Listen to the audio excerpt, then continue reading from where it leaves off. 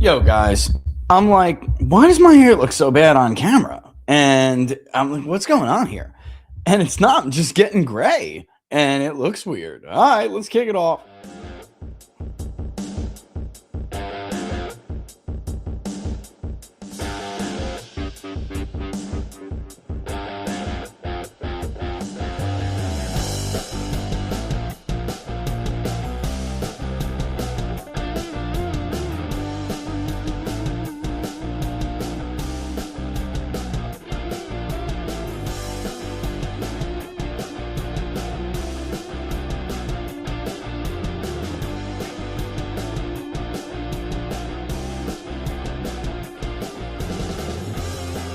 Want to get to Iowa?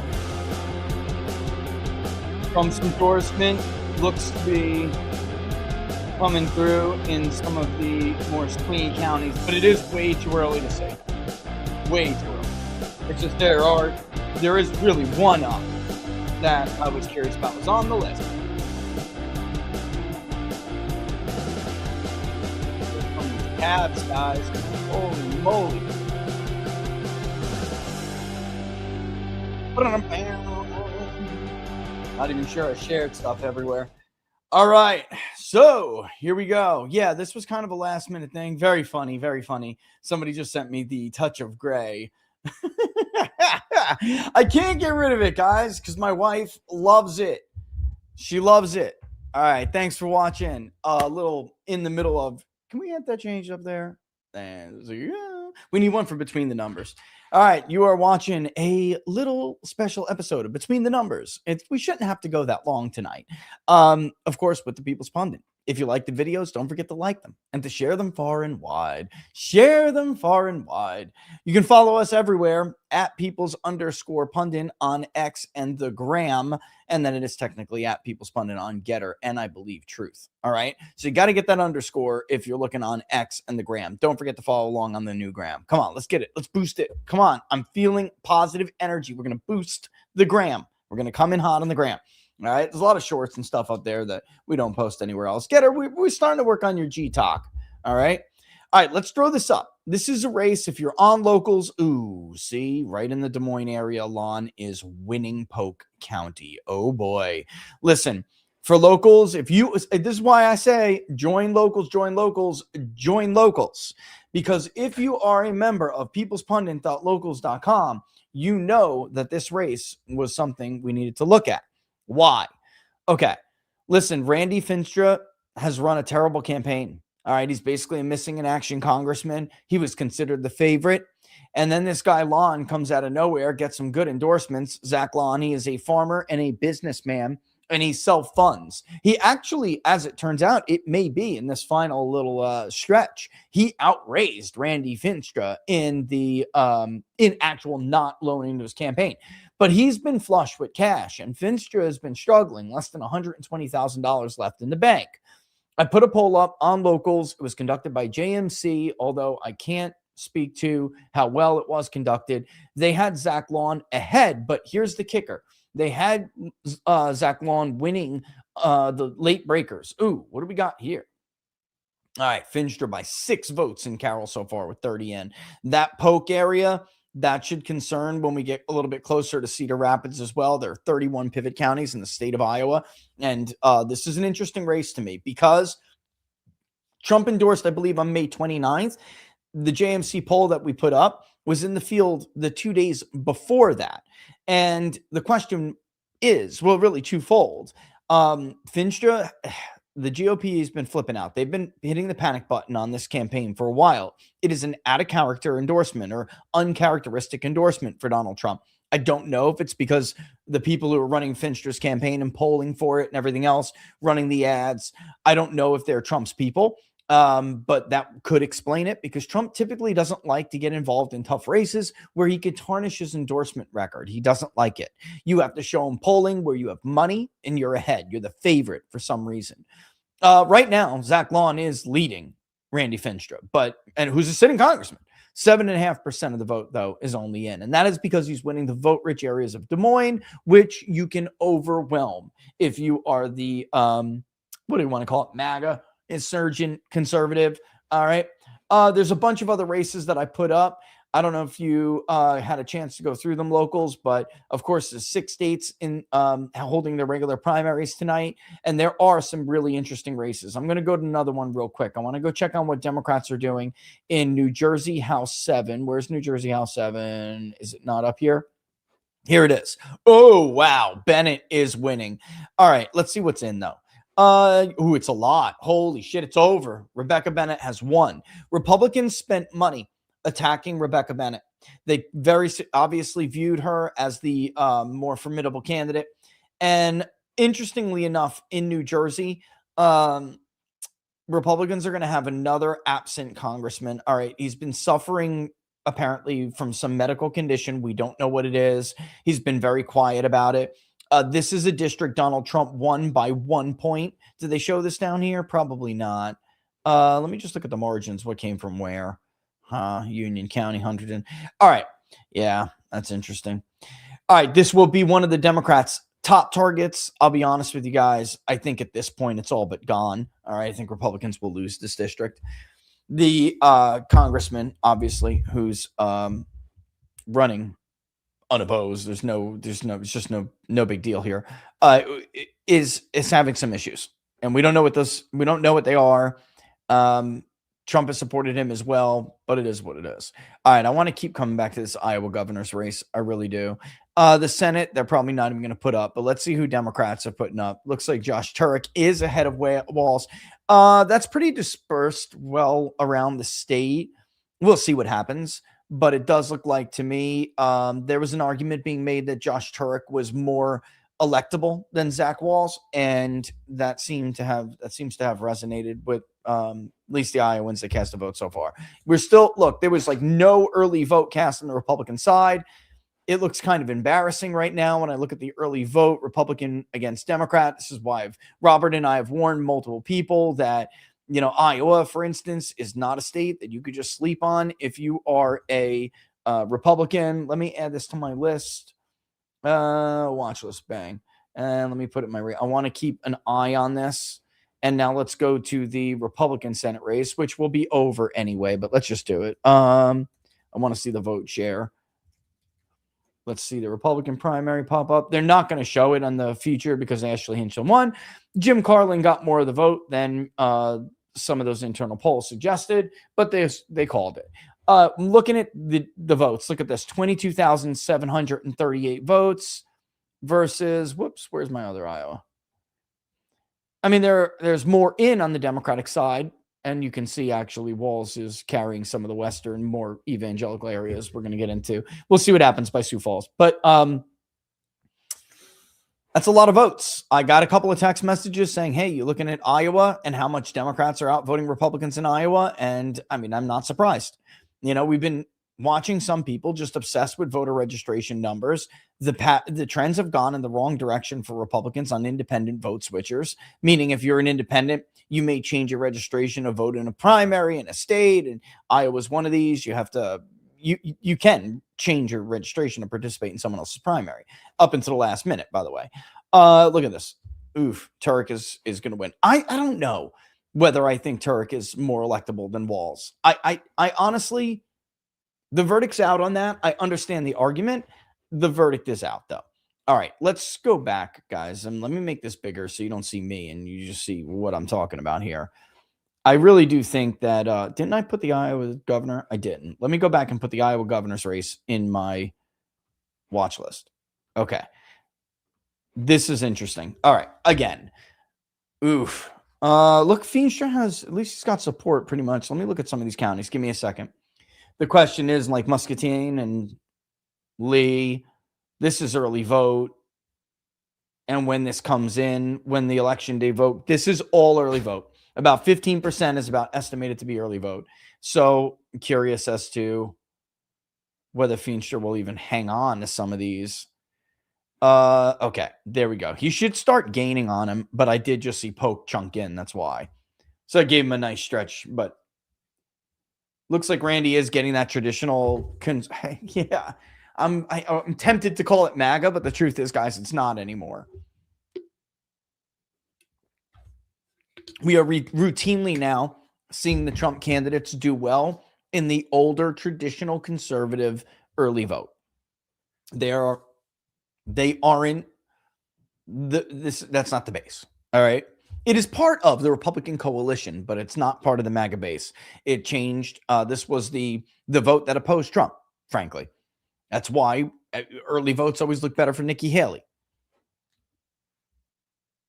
There's been just for people who may have a question, there has been no effort to get Trump's base MAGA, OG MAGA, or even part of that new MAGA coalition, not new MAGA as we make fun of it, like, this is new MAGA's old and white now. There has been no effort to get them to vote any earlier, guys. Okay. All right. See, now this I'm curious about. Here's Woodbury. We are getting closer to the evangelical areas. When I saw those Democratic votes come in, I was like, let me look and see. I don't know if Trump's endorsement is going to save Randy Fincher, Laura. This looks close. But like if Zach Lawn actually, who self-funded, he had a lot of money. I like the guy. I'll be honest with you. Votes are cast now. It doesn't matter what I say. I like the guy. Randy seemed entitled to me. His campaign was run like garbage. It was horrible. And Trump endorsed him on May 29th while JMC Analytics was in the field for 2 days and they actually had Fincher very clearly losing. I mean, yeah, it looked close, but the undecideds were breaking to Zach Lawn, and it looks like, at least right now, I mean, he won the big vote poke where Des Moines is. So there is a lot of red vote outside of these urban centers, but Lawn is even leading, and I mean overwhelming. 60, is this an era? 65-14, is that an era? Because if he won Woodbury like that in the early vote chunk, if that persists, that's a big county. I mean, it's only a little bit of its vote, but the fact Zach Lawn won it is got to be concerning to the Fincher campaign right now. Like, they have to be looking at this like, oh no, because you need Trump's influence in the southwestern part of the state to overcome when Cedar Rapids and some of these other areas come in. This is, that's a better vote get right there, but it's not as big of a county as some of these others. Did you want to add something, or just what's that? That's there. Oh, okay. I didn't know if you needed to get my attention for something. That's all. I'm just annoyed. You are totally. I don't even think this is going to be that late of a night. I'll be honest with you. I want to go back to the. Did I add this? I'm gonna go upstairs. Okay. Put you on my cool. phone. Yep. I will see you in a little bit. Yeah. Look at this. Turk now leads by 30 almost. Holy crap. This is crazy. I mean, that's a blowout. They both, it didn't seem like, oh my God, he just took those counties as election day vote came in. Oh my Lord. I don't know what they're waiting on. I imagine they're waiting for Cedar Rapids. Because look, guys, it's not like a Republican primary. There won't be that many votes all around these rural areas, although they're currently outvoting the shit out of Republicans. This is just bad. 40. Yeah, this is bad. 48,000 vote. This is bad. Democrats the independents are leaning to them. That's why it's Jim Carlin is winning Woodbury. He is. He got every vote out of that 89 vote chunk. That may be a transmission error or something. But Carlin is getting 24% of the vote. Look, for what he did, it's just a pure protest vote. He had no money. He was outspent. Trump endorsed Ashley Hinson. I'll be honest with you guys. I think you probably know how I feel about this. Ashley Hinson is a horrible candidate. All right. And she's going to be a horrible senator. She's not even going to be a Joni Ernst. That's how bad that is. She is a liberal. And honestly, it is kind of well known, but not well reported, but well known that Ashley Hinson was palling around with Nikki Haley and actually helped in Johnson County carry it for Nikki Haley. The one county that Nikki Haley carried. And she carried it by, I believe, 1 vote. That's it. There it is right there, actually, Johnson.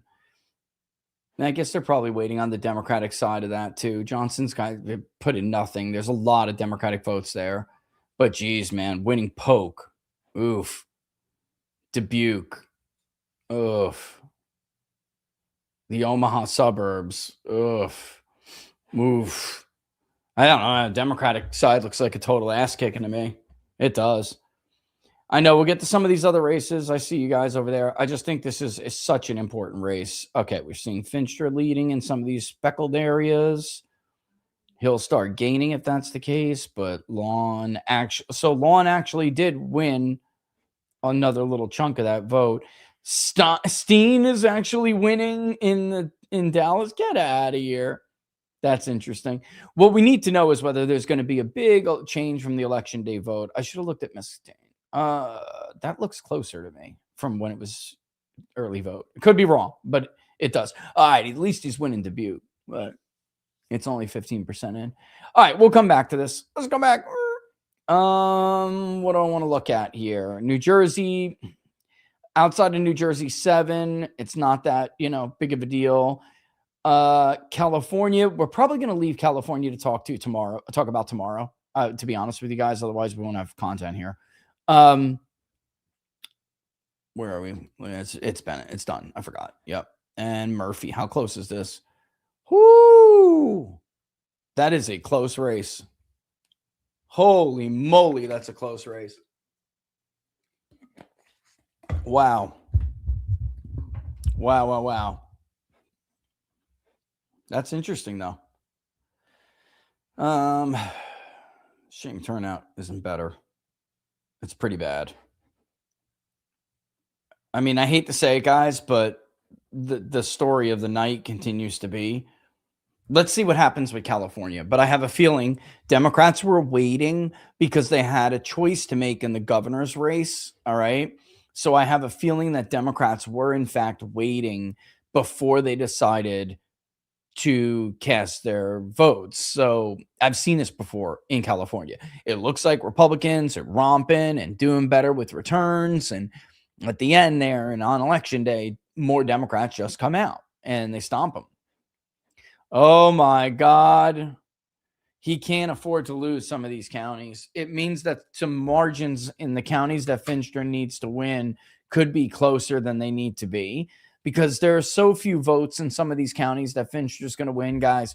He needs to win them by big margins. It's a three-way race, which already makes that a little tricky. But very clearly, this guy was no joke. Zach Long was no joke, and he's going to put up a fight regardless of what happens here. He's still ahead by about 2,000 votes, which is where he's been able to keep it much the entire time. The loss of Dubuque is going to be hard if he doesn't make up some ground there. He can lose it by 10. I mean, he carried Polk by 10, but we'll see what happens in some of the other areas. The Cedar Rapids County, Johnson is going to, there's a lot of votes in Johnson, guys. There is. So we'll just have to wait for this to come on. Wait for this to come in.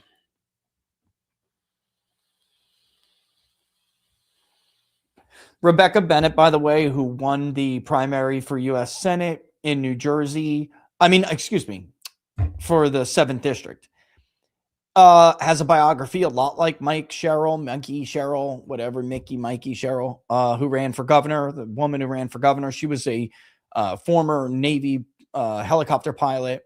So is Rebecca Bennett. She was a Navy helicopter pilot. Same thing. So there's actually, if you look at the biography of a lot of these Democrats that are running around the country, not just in certain areas, in certain regions, they definitely went with the more moderate looking in most respect, but the overall brand, it kind of mimics what they tried to do in 18. And I think they did it successfully, where they went and got a lot of these national security white women who are, indicative of the professional class.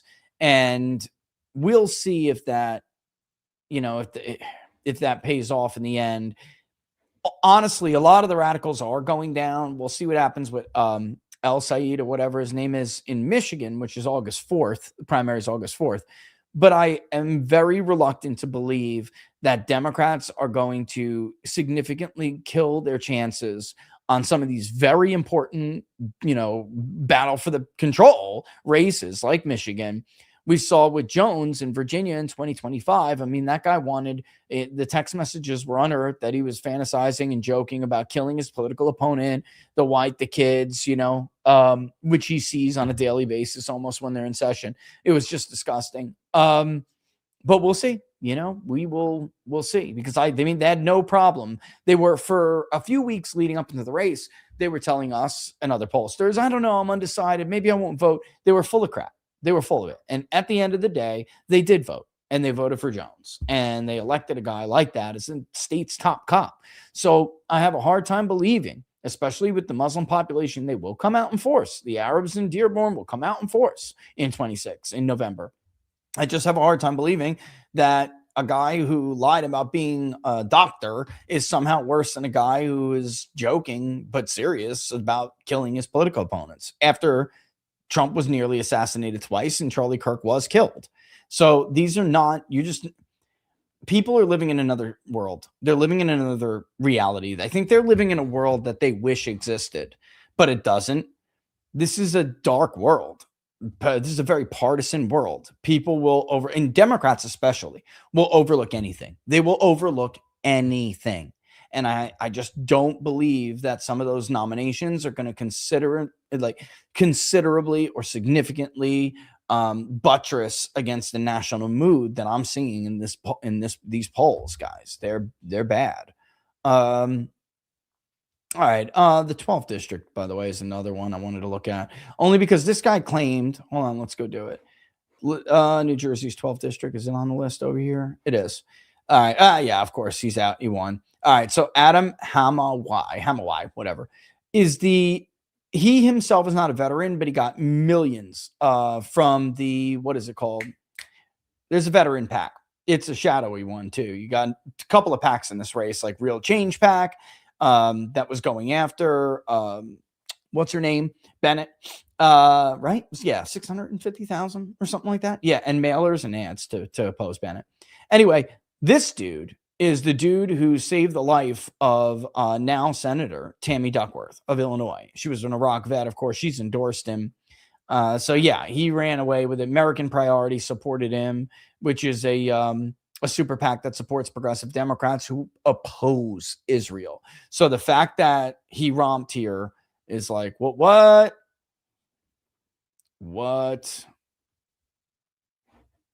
Yeah. He won, and he won comfortably. Yes, with only 27% of the vote, but he won comfortably. Yeah. So if I'm not explaining that right, this guy is absolutely anti-Israel. All right. Let's see what's going around in this race, because this race to me is a lot. All right, we still haven't gotten anything else in Muscatine. Have we? No. There's 20 votes, separated by 20 votes in Muscatine. Alamaki, Lon still leads. There's hardly anything in, though. It's 20. I mean, vote total. That's probably a fifth of what will be cast, but Albuquerque, it really hasn't changed. I mean, Albuquerque. Dubuque, if by some chance Finster was to lose Dubuque, he's in a lot of trouble. He's already in a lot of trouble. Don't get me wrong. He's already in a lot of trouble. Lon is apparently doing better in the election day vote. Please tell me you separated this. Oh, come on, guys. What about in a bigger one?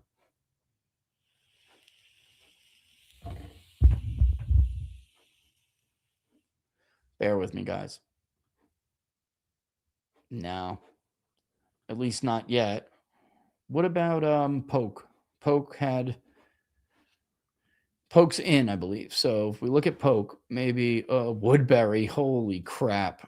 Oh, it moved, which means we got an update. I'll go look at it in a second. It got much closer. So something big came in for Finstra. Marshall, Mills, I see that. Yeah. Look at those. That's a hefty margin. That's what happened. All right, but let me see Polk real quick and see if they distinguish between. They don't. So we're just not going to get that. Okay. Oh, yeah, that's a big win for Finstra. He closed the gap considerably now. Webster, Clay, Cerro Gordo. Lon's going to need. See, he actually lost Woodbury when those election day votes came in. So Finstra did do better with those election day votes. I was going to say, if he starts losing counties like Woodbury and north to Sioux Falls, which is Lyon County, I mean, I don't know how he wins. even with Trump's endorsement. Like, that's where Trump's endorsement gives you strength. All right, here's another county for Lon. Let's see. Mahaska. It's close. And if he's losing election day vote that badly, of course, I can't tell that for sure. I'm just based off of what I'm seeing so far. That was election day vote that came in. So I put it up on locals, actually. Only, what was it, locals? It was not a lot of vote. As of Monday, I believe, Monday morning. No, as of the morning of May 29th, which I believe is the last update we got, 17,908 Republican ballots were collected, returned. So that's nothing. Roughly just under 199,000 votes were cast in the Republican primary in 2022. If they don't make that, Houston, we got a major problem. And I don't know. I don't know if we will make it. We'll see. As of right now, it's looking kind of grim. I mean, Fincher still has to catch up 1,400. He can do it if he wins all of, these Western counties and doesn't lose big ground in like Cedar Rapids. That's Lynn. You got Johnson here, Jones, Cedar. Trump's strength was these counties. If you want a list of all the pivot counties, when was the last time I gave that? It's been a long time, hasn't it been? Let me see. Let me see if I can get it for you guys. That's only 2008 to 2020, though. Yeah, that needs to be added. We need to add the other margins. But you know what? I'll zoom out and get it for you now so I can show you guys what they are. Come on. I thought I've done this before. I'm looking for the picture too. I don't see it, unfortunately. I don't see it. All right. I could just do this and put it up on the screen. All right. Where are the swings? Oh, because the other ones aren't in there yet. Okay. Yeah, it makes sense. Where are you? Probably on the desktop instead of where it should be. Yep, there it is. I'll give you guys I got to finish this. And once I finish this, I'll give it to you guys. So there's the Iowa pivot county march. This is from 08 to 2020. But those are the 31 pivot counties from Alamaki, which is reporting some right now, to Worth County.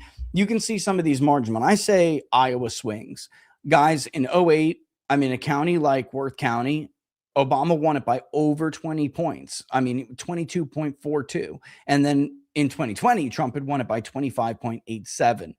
Honestly, it would be more impressive if I were to add the other column. It would be. And it's not that it would, it would be, period. Because Trump, obviously, we got to add one to the left, insert one column to the left. Trump margin 2024. I'm going to get this for you guys. I'm definitely going to get you guys this entire thing so you can see it. Because it's very telling. All right, boom back. All right, Randy Fincher will catch him if he doesn't start winning some of these other counties. California's at 11 o'clock, guys. Yep, 11 o'clock. No bueno. No bueno. 11 o'clock Eastern time. Rich, more lashes for BB's bitch. Thanks, JP. I know it works now, don't I? You know what I mean? Yeah, Pratt is an interesting race. A lot of people are going to be interested in that. This is a problem for This is a problem for Lawn. Okay, so these Trumper counties, these are like Trumper only counties. All right, you can see obviously from the thing I put up. Dubuque is a pivot county, right? Dubuque 20.7 or 8. Obama won it by in 08. He still held on to it by 14.7 in 2012. Trump won it by 1.23 points. That's it in 2016. But then he won it by 2.9 in 2020. And actually, let's go to 24 Iowa president and let's go look at that margin. Look at what Trump won Dubuque by. So then he expanded it by 8.5. I mean, just a huge, you can see how this area, these pivot counties here, how these are just Trumpy. If you go and impose Obama's map, you'll see where the central to eastern part of the state, obviously there's Alamaki as well, but these are very swingy counties, guys. They will, move with the national mood. That's why the first district is hard for Republicans to hold in bad times. Trump wound up winning Union County by 31.6, by the way, after Obama carried it twice. And that's one county that almost didn't, but actually from 2008 to 2012, Union County went more for Obama. It wasn't much. It was like a 0.17% shift, but it's still nonetheless, the whole country moved to the right. Reelected Obama, but moved to the right a lot. The state moved to the right by 6 points. And yet Union County did not. It moved to the left. And then Trump would come in 2016 after that happens and win it by 27.5%.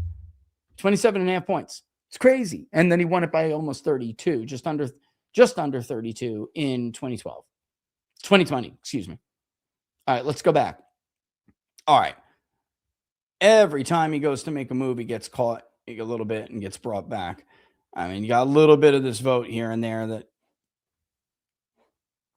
but I suspect Johnson, if Johnson goes for Finstra, it's over. But I suspect Johnson will go for Lawn. He's doing well in areas that kind of match that same demographic. This is a little bit of a surprise to me and wouldn't surprise me at all if it flipped when election day votes came in.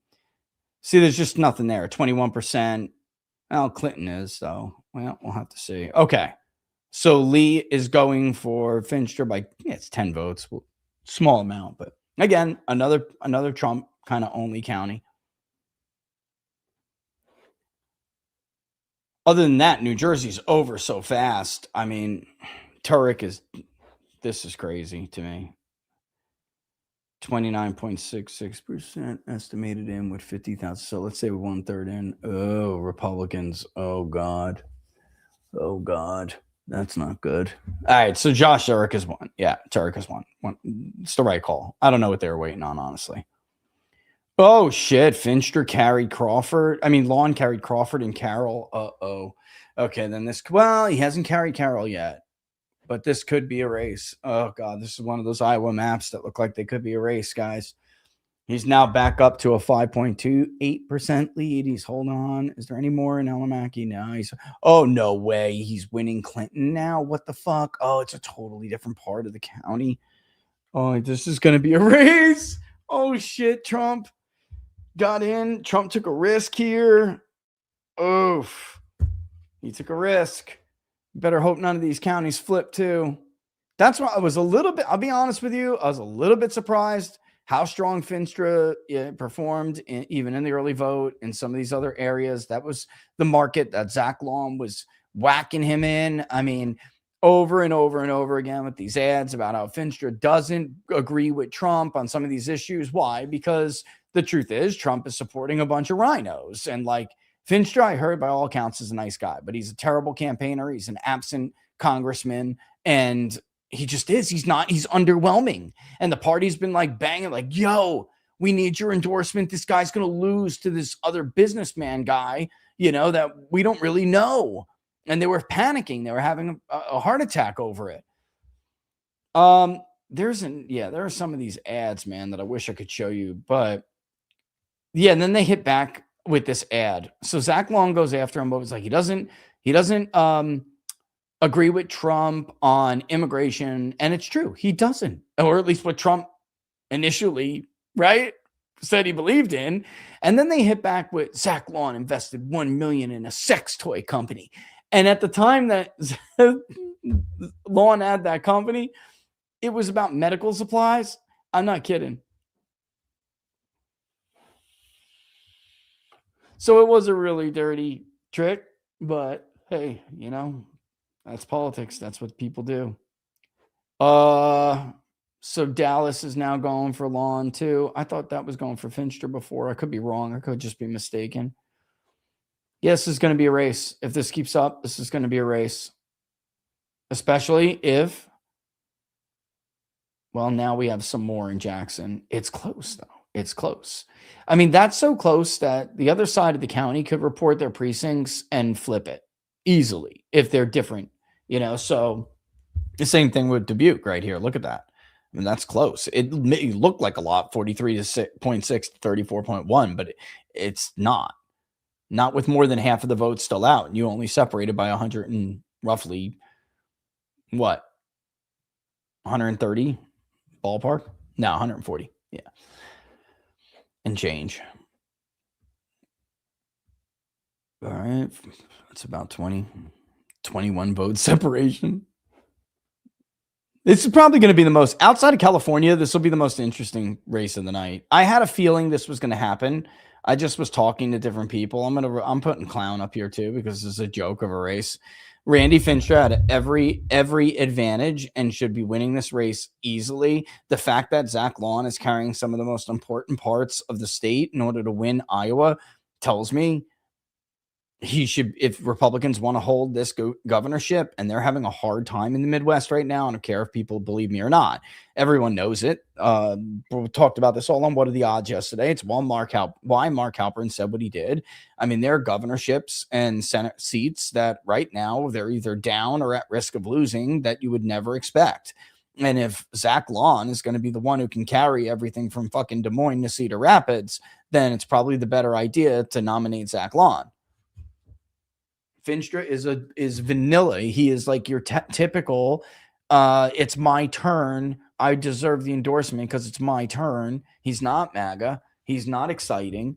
And the campaign was run really, really bad. And if he loses, it's because of that. I mean, people have been like, yo, Randy, you going to show up to an event or no? He showed up to none of the debates. I mean, all he did was get that endorsement on May 29th and started blasting it out as many texts as he could. It was a digital ad. It was MAGA alert. President Trump has endorsed Randy Fincher because he knows he's MAGA. I mean, it's underwhelming. I'll be right back. And you're a congressman. Hold on. Before I go, let me just say my piece. You're a congressman, dude. You should have a repertoire of shit that you could run on. I mean, this should not be hard.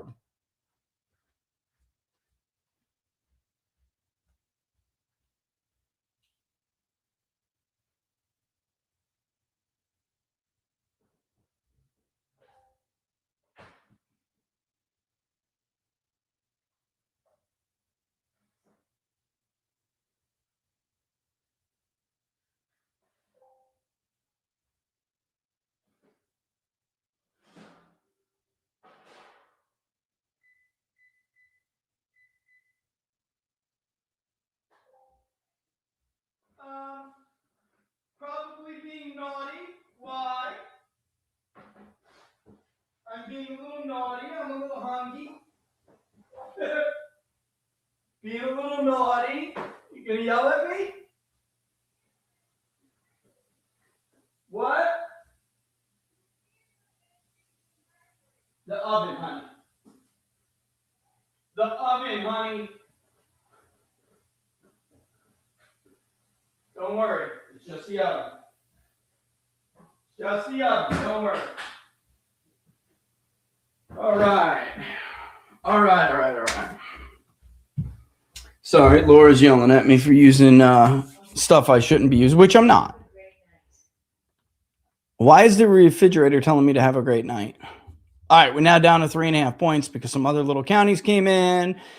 And that's what I'm saying. Like, I mean, honestly, if Lom wants to hold his lead, he's got to win some of these. He's got to speckle around some of these other rural counties.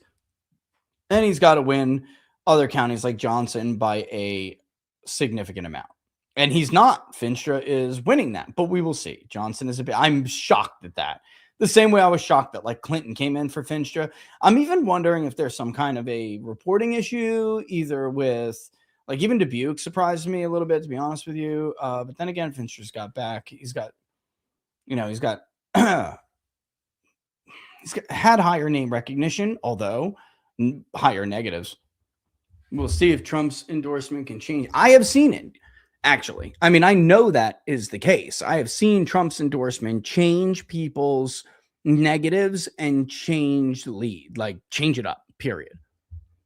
The problem is every time Randy Fincher gets within 1,500 votes, something surprising happens. And that's going to become problematic for him if he doesn't start winning like some of these counties that he's lost, he really can't afford to lose.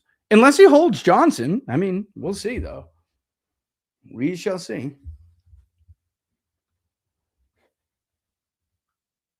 I wonder, just out of curiosity, guys, I wonder if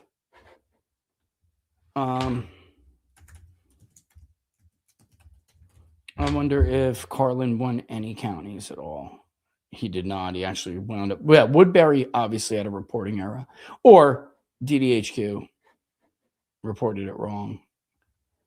That's all these votes. That's all the votes there were in some of this. Are you for Senate? For Senate, that's it. I mean, Carlin held his own basically in a lot of places, but he had, again, money is a very real thing. I don't want to take this time to bring up that there are lessons to be learned from people who want to try to take on establishment, well-funded, advantage candidates. There are lessons. You can't just do it the way that people think they can do it. It's not that simple. You have to find a wedge, and you have to exploit that wedge. You can't play by their rules or think you're going to outwork them alone and run. It just doesn't work. It doesn't work. Money's too much. Oh, shit. No shit. Audubon voted for Lawn 48.2 to 35.2. Oh, my. Oh, my. And that's fully reported. It's staying roughly between 3 to 4 points. Okay, so now Carroll flipped to Finstra. That's some of that Trump election day vote. Question is that going to, why did that happen in Clinton? It's out of curiosity.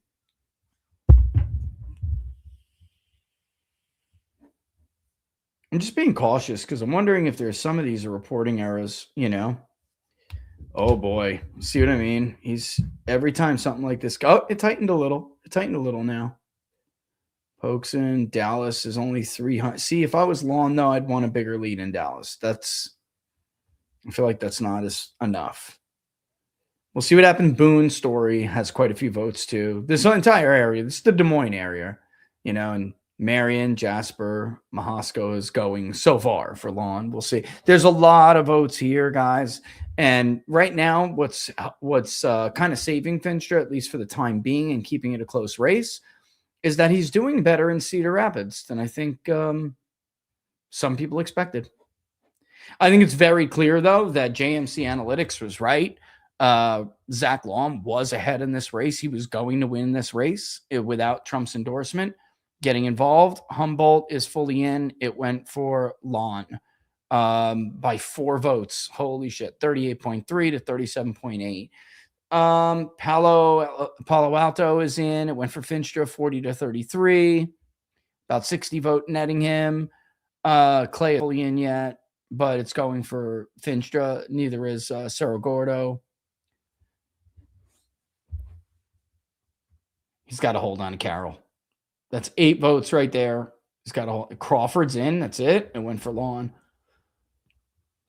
42.4 to 26.2. That's what's keeping this like this. Now we're back up almost again to like a 2,000 vote lead. Oh my God, there it is. That's what I was waiting on. Okay, so the suburbs around Benton, that's 41% in. Let's wait. But if Lawn does that, then yeah, because he's doing well enough in some of these other areas. It's not like he's getting totally blown out, okay, there you go. This has to be in the southeastern part where Des Moines is. That's in. Finstra carried it. Okay, he had to do that. And that's not a big turnout, though. That is not a lot of votes. That is not a lot of votes. He better pray he holds on to Johnson. He better pray, because if Johnson votes for Lawn and this vote is dramatically different. Interesting how this race is shaping up, though. It's just interesting who's winning what.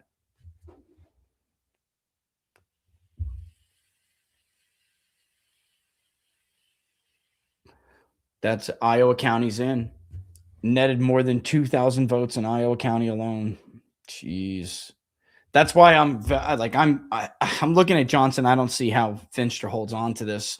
If you know the demographics of these different counties, he's now up to almost a flat 4-point lead. It is a flat 4-point lead. If you know the demographics in these counties, I just don't see, guys. They changed the assumed vote. Did you see that? 3,600 votes. Randy Finster is in trouble. He is, because he's not winning uniformly outside of the major media markets. And if he was, that would be different. He'll rack it up. You'll see, like, look, what is this, about 170 votes here? He can rack it up, but he's got to perform better. Oh, man. Yeah, he's just got to perform better in some of these more central counties. Better hold on to Johnson. Clinton went back now to Lon. Dubuque is done, right? Isn't that done? Or no, did they? No, it's not. Oh, shit. That was reported. That's why they just adjusted it. Dubuque has more votes.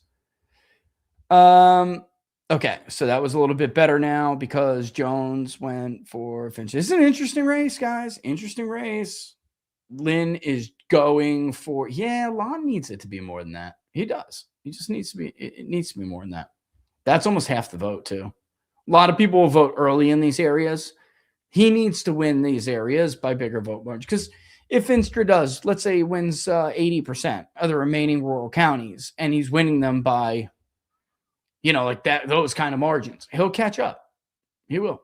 It's just it's the more vote comes in, it gets harder to do. That's the thing, but we'll see. We'll see. Let me go check on my oven.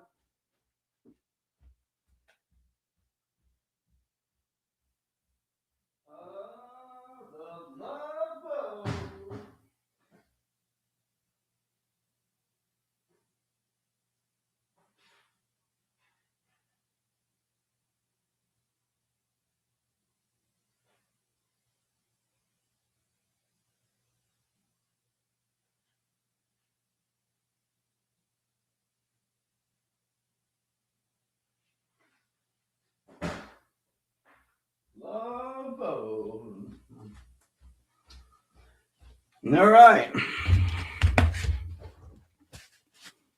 Okay, I can see a little bit more red for Finster, which he needs.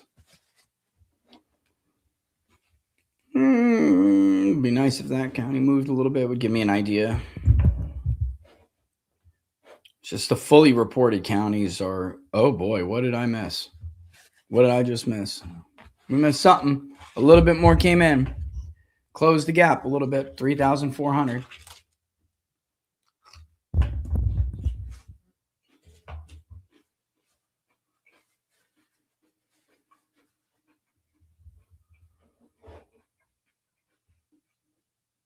It's a close race.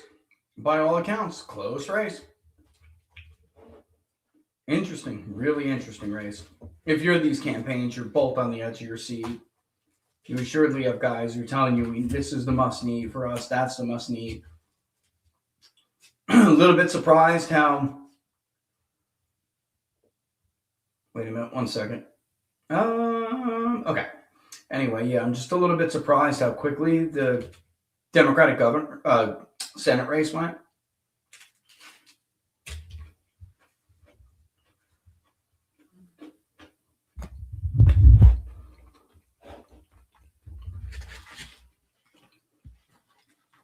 Oh boy, now it's getting close. Yep, this is where,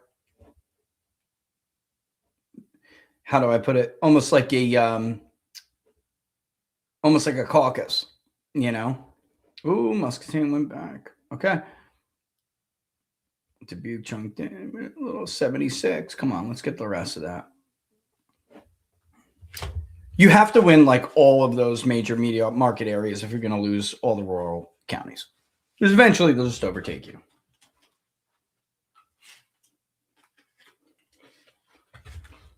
But turnout is bad, guys.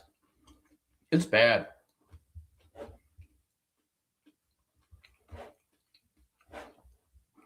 Oh, look.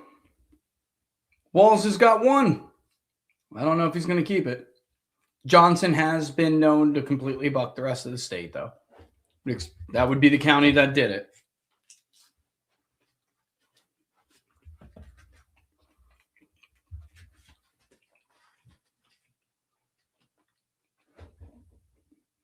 Damn, this guy's putting on a fucking show. Oh my God. He's definitely putting on a show.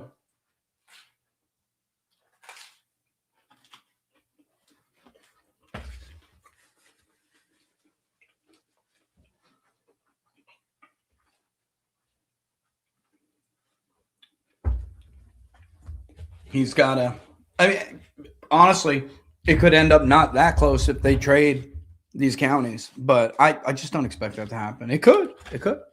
I've seen it before in this state.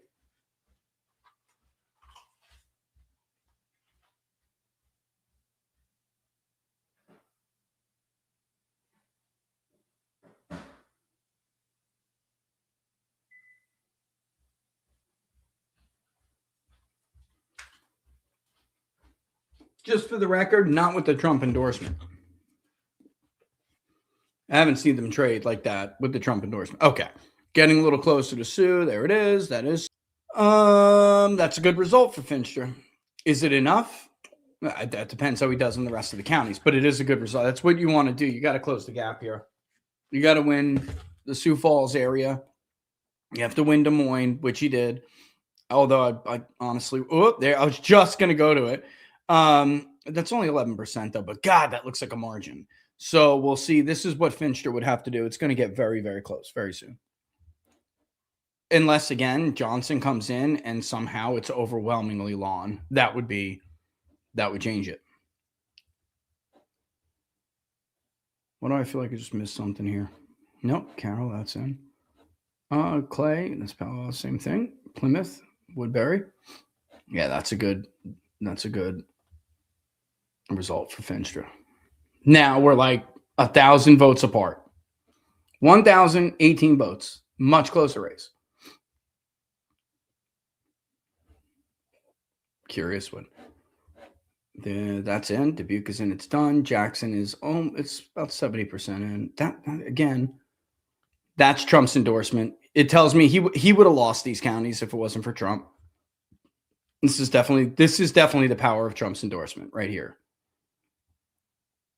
Johnson, not so much. Finster is the rhino, so like he would win Johnson regardless.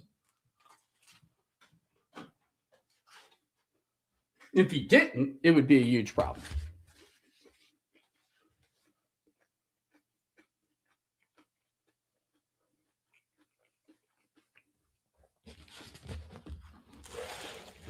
Let me just read your stuff until then. It is Lane. Okay, appreciate that. Iowa voter in Polk County. It's pronounced as Lane. Okay, thank you. We debated that actually. I read a bad ad about him and stuff. I listened to a bad ad about him, but that was about it. I'm like, isn't that right? Apparently it is. Yeah, appreciate that. What issues should a candidate use to attract Gen X women? Oh, that's a good question. All of the research right now, ideas, suggest strongly that these women are this is cost of living for Gen X women right now. They're starting to get up, higher in age, and they don't want to have to put their whatever little extras they may have into everyday living.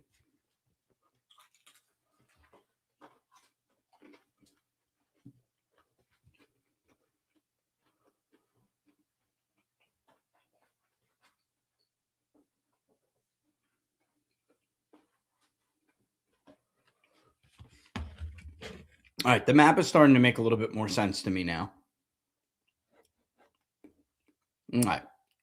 Businessman and farmer who spent in the major media markets, but didn't do the 99 round strategy, all 99s.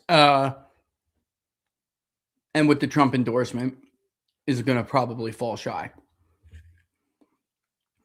Well, I would say running against it. Finster got enough of the word out. I mean, that's what it comes down to. If somebody like this, vanilla, and really terrible campaign like this, gets in trouble, gets the Trump endorsement, the question is, and I mean, the Trump people will ask you, what's your plan to be able to get the endorsement word out there? And they probably, look, they had like less than $120,000 left. They were probably like, we're going to use that to text everybody. And they used one of their already pre-existing ad slots. I watched the ad.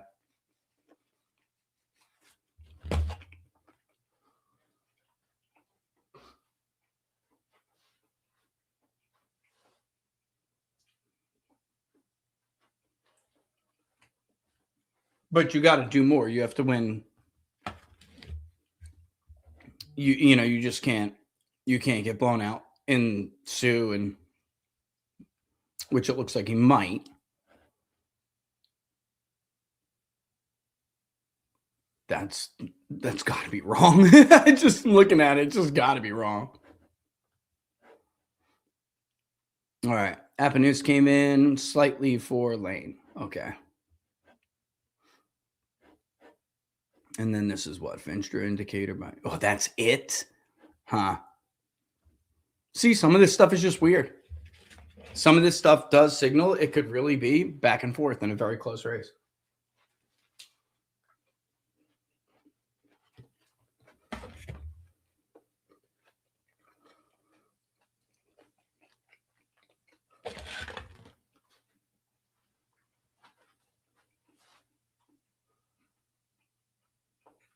Yeah, I already see what's happening here. It's close. By the time this is done, California is going to close.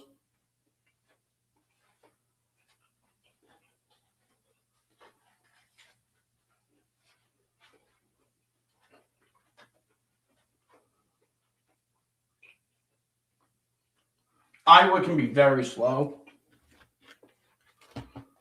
I remember in 2020 having the stomach liberals going on and on about how Biden was going to win Iowa. Ooh, Jasper goes for Lane, and that's about 300 votes.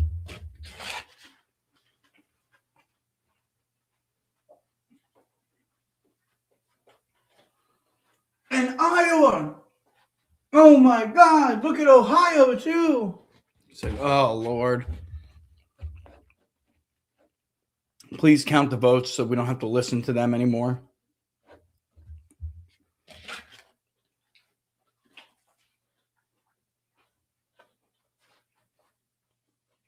What do you want? Huh?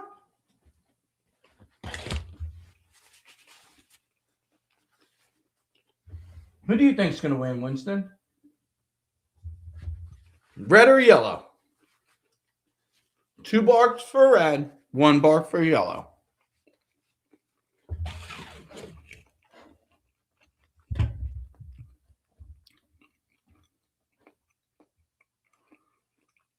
Yeah, it looks like he crashed a little bit because of that. Those results in Jackson, and of course when Des Moines came in.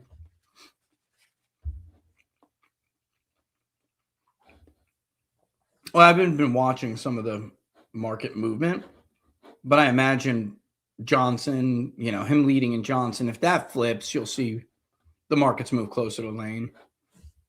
But he never really got, what is that? Oh, that's old, though.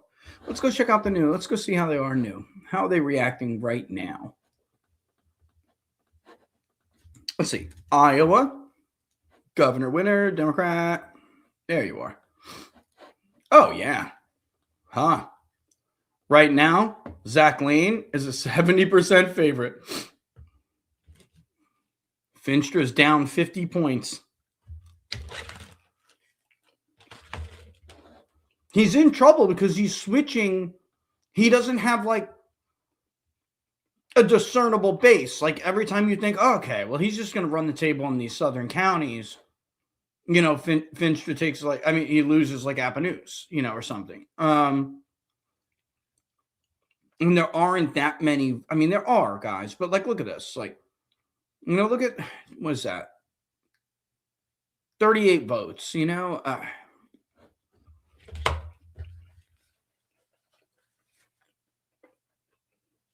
It's a close race, but if Lane starts winning some of these other rural counties all over, like speckled all over the place, Finster's in deep. He's going to be in deep crap. He already kind of is, honestly. You have to see the map break for him soon. You have to. I mean, yeah, Warren's not staying like that. It could, but I would kind of be shocked. Backyards matter, though. They do. They do.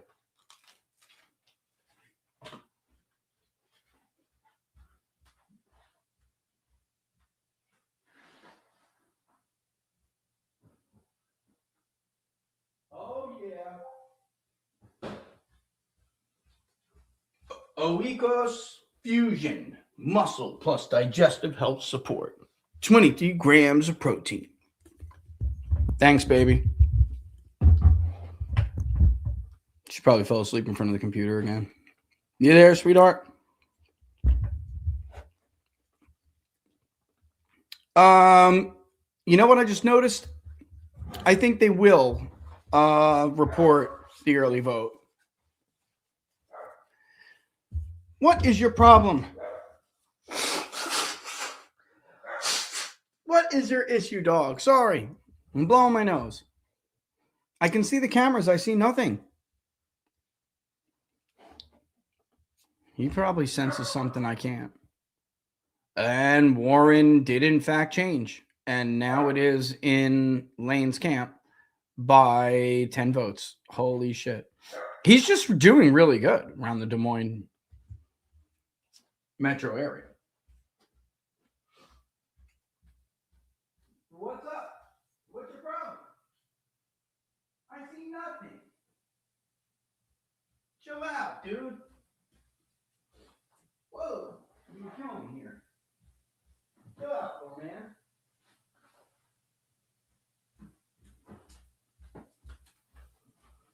I just can't eat the way I used to. My wife made me this delicious, it was like a caprese salad, you know, with some basil but there was a lot of mozzarella in it. It's like, I just can't eat like that anymore. It's unbelievable. 1.13%. I mean, as of right now, that's pretty much the most interesting races right here. I mean, there of course are other things going on. It just in New Jersey, and the big interesting one is basically over. Ryan Zinke's seat closed about 10 minutes ago. We could go look at that. It's the first district. It's open because Representative Ryan Zinke retired. It's a Trump plus 12 seat. Republicans are favored to hold it, but this is one of those areas where John Tester carried this county. Even Zinke won re-election pretty handily in even though in 24 it got closer. Trump won it by 12. Ryan Zinke only won it by 8. But John Tester carried this seat while he lost re-election. Okay. So it could be. You want to look at it? It's the first. We'll look at it right now while we wait. We're looking at a close race here. I just want to look at this map again real quick before I go. Lynn hasn't reported anymore. Fincher's keeping it pretty close in Lynn, and that's what he would need to do. And then run he can't look. Like, you see this? You see this? He can't have that. He can't have that. He's got to clear this He's got to start filling this map in with red, man. Right here, look at Clay. It fully reported, and Lon is gaining on election day in some of these areas. And Lane, he only wound up losing Clay by 7 votes. I mean, that's the only place where you see Fincher with a commanding lead right now is obviously outside of the Omaha area. That's pretty commanding. 17 points, pretty commanding. But like, look at this. And that's 11% in the early vote. I mean, he can net a lot of votes. It looks like they're holding back, to be honest with you. And he's holding his own in Johnson. Yeah, I mean, I guess I'm not that surprised by that. He is the establishment, kind of like Rhino candidate. They do good in those areas. It's the one county Nikki Haley won in the Iowa caucus, if you guys remember. Yes, I think that Lane was over. What is he on Kalshi right now? 74%. Look. Yeah, see, I think I agree with that. He's just winning in too many spotty areas. That can't happen. If you're going against an insurgent or an outsider candidate and they can self-fund and you're just a lackluster vanilla dude, and actually you can see Lane's actually expanding his lead again. If you're doing that, you have to run the table somewhere. You have to have a base. And Fincher's doing well in some of these like Trumpy, more urban areas. He's doing better than I expected in, like, for instance, even in Lynn. I think he did better than expected. Benton, he's getting his ass kicked. That doesn't, that's not surprising. Clinton, it's a beating. It's a drumming. And by the way, they have more votes. So that's another 300 to net for Zach Lane. Like, this is becoming, and all of these are reported, almost all. Johnson looks like it actually closed, doesn't it? I keep note of that next time. It's about a 6.2 lead. Jefferson's, like, I'm just going through. County Davis is done. So is Abenus. Okay, done. Ringgold. The problem is I'm not seeing like a clear base of support for Randy Fincher. Sioux Falls will be, I guess. Maybe, this. The problem is you have to couple that with something else. And right now, what he's basically doing is coupling it with a stronger than expected showing in the Trumpy areas around Cedar Rapids, even though he's losing them. There's Fayette, 54% reported, about a 4-point lead for Lane. Oh, God. Lane it's all reported. Keokuk is all reported, 55.1 to 32.4 for Lane. Yeah, man. Randy Fincher's in deep shit. He's in deep shit. I just don't see where Omaha has it. Potawatomi, I think it's crazy. There's a lot of votes there. I feel like there's a reporting error, though. I really do. We'll see. And if it is, Randy Fincher's done. He's not going to catch up. That's all. That's it. I mean, he's not. These counties don't have a ton of votes in them. There are a few that still have. Obviously, we're waiting for Lyon. He has to win Lyon. He has to. But then he can't afford to trade. Like Winnebago can't go for Lane, that's what's going on here. Even in Floyd, look at that. He's only ahead by 1 vote in Floyd right now. He could wind up losing that. Butler, he is losing. More votes just came in Butler. Osceola is almost fully reported. That's Fincher by about 6 or about 5. Clay is very close. That was 7 votes. That's done. Plymouth is almost done. And honestly, that's not as big of a lead as I expected. Sioux is almost totally in. He got 300 net votes. He's in trouble. He's in trouble. Because there's so doubtful that he can just run the table on these rural counties. That's in totally. And Lane carried Humboldt. Okay. And he's carrying Butler right now. Oh boy. There's Fayette for Lane. It's only 30 votes, though, so it looks like a 5-point lead. It's not quite. It's just that's what I'm talking about. You can't keep doing that. At some point, you need to okay, it's an urban-rural divide. Let's block them out. That's not happening. So this thing hasn't been closer than 1.2 or 1.3, and then it's widened back out. Too many of these counties are light pink, and they're done, too. Yeah, they're done. Look, I mean, you're netting 10 votes here, guys. It's just not, what is it here? 2, not even 20, 15. So we'll call that 17. 20 more would be 45, 46. So 53, 63, and 4, 67. So just these 4 counties alone totally netted Fincher 67 votes. I mean, he's behind by now 1,000, almost 300 again. It's a heavy lift if you're not gonna. He's got Omaha area still. We'll see the Burbs. That's it for Mills, huh?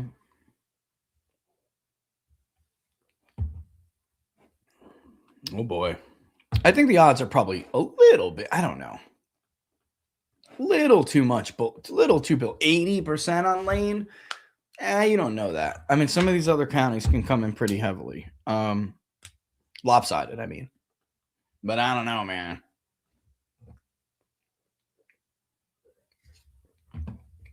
Yeah, I saw that. Acting Attorney General Todd Blanche told Congress today that Trump was dropping the Department of Justice anti-weaponization fund. It just blew up in their face. It basically became a slush fund. I mean, honestly, it's so disturbing to me. I honestly don't even want to talk about it. Let's just. Who's the real MAGA candidate in Iowa for governor, lawman? I mean, again, I could say what I want now. It's done. If I was voting in Iowa, I would have voted for Zach Lane. I would have. Hands down. Dude, Randy Fincher's like basically the example of what's wrong with us. He is. He is. Guy didn't even show up. He didn't even bother talking to the voters of Iowa. He just didn't give a shit. I don't vote. I don't go to Congress and vote. I'm absent. That's what he did. Polk is in. That is done. Dallas is in. That is done. Man, Lane won some chunks out of that shit. And then Benton, he took. I mean, that's why I'm like 413 vote net out of Benton. Yet it's just going to. Oh, okay. There you go. It's now Lane 35 to 31.8 for Finstra. But in Lynn, that is 300 votes almost. Or 200. Well, it's really like 220 if I do. Right? Yeah. But there's like 20. That's 80% estimated in. And we're now back almost to a 2-point lead for Zach Lane. See, the problem, just to show you guys real quick, the problem is you could get, a hollowed out kind of result in Iowa where, you win the Des Moines area, maybe somebody else, is going to take Sioux Falls and, the northwestern part of the state in general. And then you win the suburbs and the urban areas around Cedar Rapids. Typically that person will win Des Moines too. That didn't happen because of Fincher's name and footprint. But then you basically, this one was a little bit, this is a little weird. So this is Trump. This is the power of the Trump endorsement. That's why it doesn't fit the normal bill. The Clinton even flipped back. So yeah, that's the power of the Trump endorsement. Those would have went for Zach Lane. At the very least, Clinton would have went for Zach Lane. Probably Jones too. Probably. Jackson and Dubuque when this is Trump's endorsement. I'm telling you. But still, it wasn't enough. Here's Clayton, came in, 15 votes for Finstra. That's really close. It's not enough. And you can even see now Floyd coming in for Lane by about 2 points. 7 points in Butler, which is almost done now, but it's just going to get very difficult. There's Pocahontas actually went to Lane. Holy shit, by 2 points. I did think that Pocahontas would go to Finstra. I was wrong. Buena Vista also went to Lane, 6 points, netted him 64 votes. 10 vote net in Cherokee. Lane, oh my God. See, that's not normally the way the map looks. Like pretty much maybe one oh my God, no fucking way. Plymouth is chunked in and went 2.5 points for Lane. Finstra's cooked. I don't know, guys. I think he's cooked. Wow. Wow. He's not. I mean, this is what happens when you don't work for it. This fucking guy. If I was Trump, I'd be so fucking mad at people right now. Oh my God. If I was Trump, I'd be furious. It does not look he's going. He's not going to be able to save him. Yeah, and it's now Zach Lane's. Now that flip in Plymouth shot Zach Lane's odds to 87%. Good with good reason. Oh my God, Delaware chunks in 53. Guys, this race I don't. You can't. There's just no. I don't know how he catches up now. He's now in another 2,000 vote deficit. The problem is, let's say he consolidates the Southwest. Everything on the eastern board, which is like big part of the Pivot County area, Trumpy's area, the Trumpy area, it's just too pink. He's not netting enough out of it, all right? Just to speak in colors, he's simply not netting enough out. And if Sioux Falls is not over, which is like lying, right? If that's not overwhelmingly for Finstra, he has no chance. And even with this, I mean, we're now getting to a point where it's going to be hard for him to catch up. I can't believe this is happening. I mean, I guess I can. I just this race would have been without Trump getting involved. This race was over. Zach Lane was going to win this and win it overwhelming. Finster's only hope right here is that some of this is just bullshit reporting errors and that this is going to change. These are 95% in, though. Okay, so there he goes. He made some gain here. That's it, though. Lee is done. Lee is done, and it netted him 225 votes. Des Moines is done, and it netted him 202. I don't know where he's getting these votes from. All of this is done. Dubuque is done. Jones.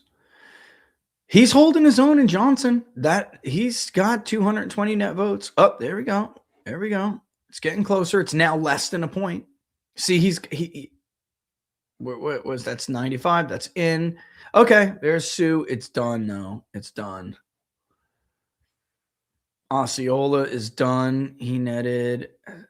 Okay. Yeah, see, this is better for him. Okay. Yeah, he needs to do like this kind of margin is better. It's still not overwhelming. It's not what you want to see, but it gives you a fighting chance.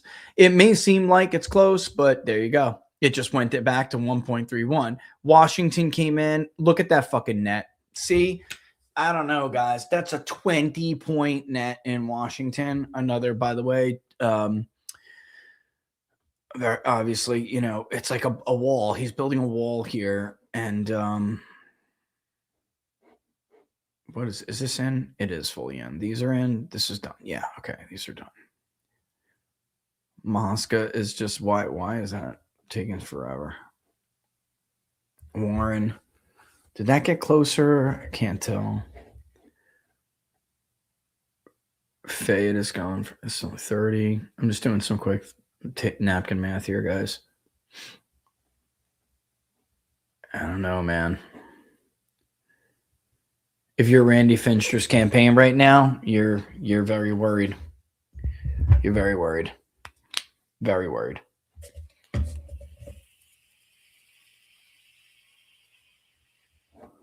Because I don't know. I can see the South, the rest from Taylor and Page west. The problem is, like, look at Clark. You see others like there, these almost, and look, Warren still has vote out. There are like these almost, I don't want to call them outliers, but there are certain counties in certain parts of the state where, I mean, frankly, one candidate over the other is doing better. I can point to examples in both.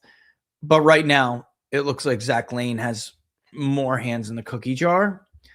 So he just has broader support, which means if you're Finstra's campaign, you can't count on what you need to happen, which is like, let's say he wins from Harrison around. I don't know about Guthrie is going to go to Lane at this.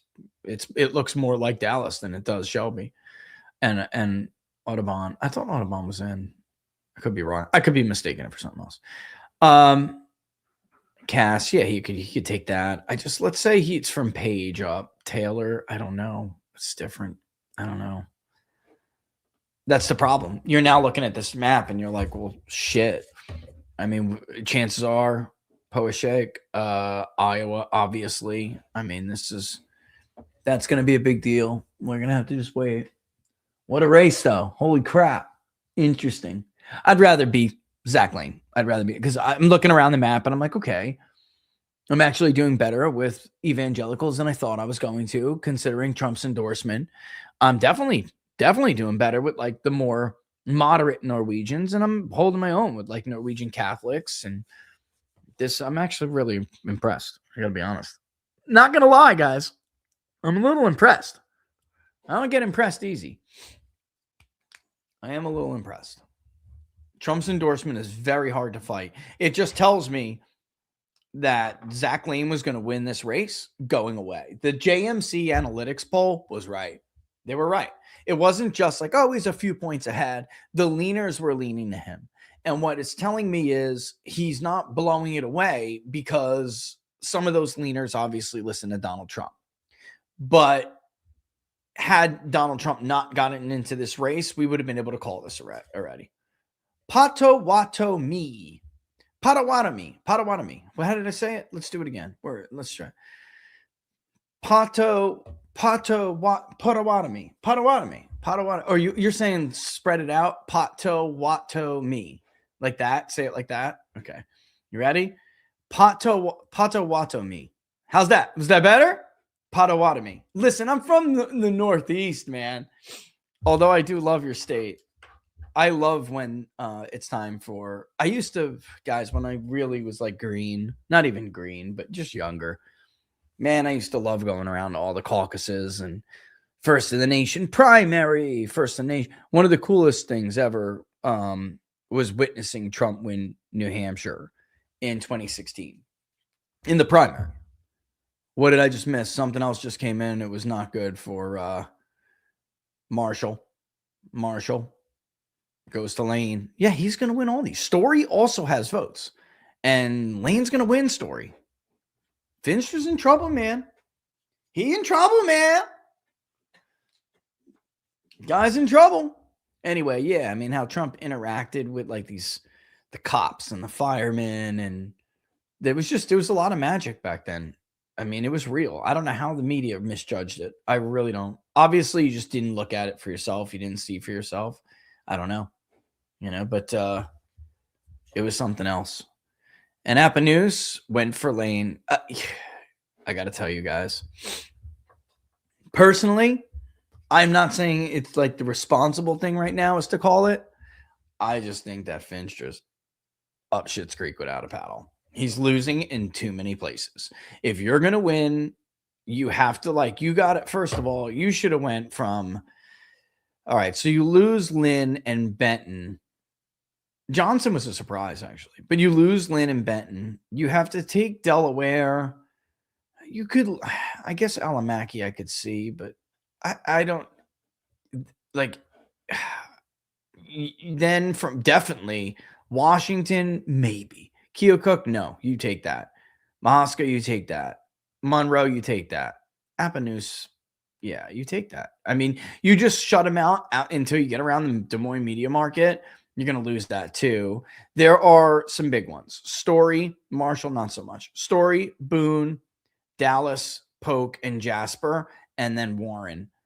And sometimes people do throw Marion into that, but some people throw Green and Guthrie into it too. I don't. Not in our polls. Not that I want to give that away, but when you see our polls like Iowa, the Des Moines media market, that'll be the region that we do. We typically are, I'll just say this. We're typically Story, Boone, Dallas, Polk, and Jasper. I think we do Warren too. I'd have to go and look it up. That's what logs are for, 2,300. I don't know, guys. That's a lot to make up. If you were dominant all through, like if there was an issue here and he really didn't lose from freaking Plymouth to Wright, then you're like, all right, he's going to dominate, especially with the evangelicals. We haven't even gotten Lyon, and I don't think we got anything in Iowa County yet, did we? Nope. And that's why no one's calling it. There could be some big crazy mistake. There are a few counties that have quite a few votes in, quite a few votes left over. It's close enough you have to wait. But I'll tell you what, it's getting there. It's getting there. I won't ping them, but I guarantee if I was to and ask them, they're telling me they're waiting on 3 counties.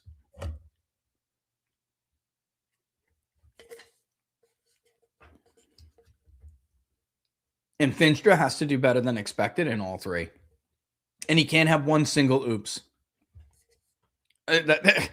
That's what I'm saying. I'd definitely rather be Zach Lane. You can't have one single mess. Oh, boy. That's another 20-point margin, which is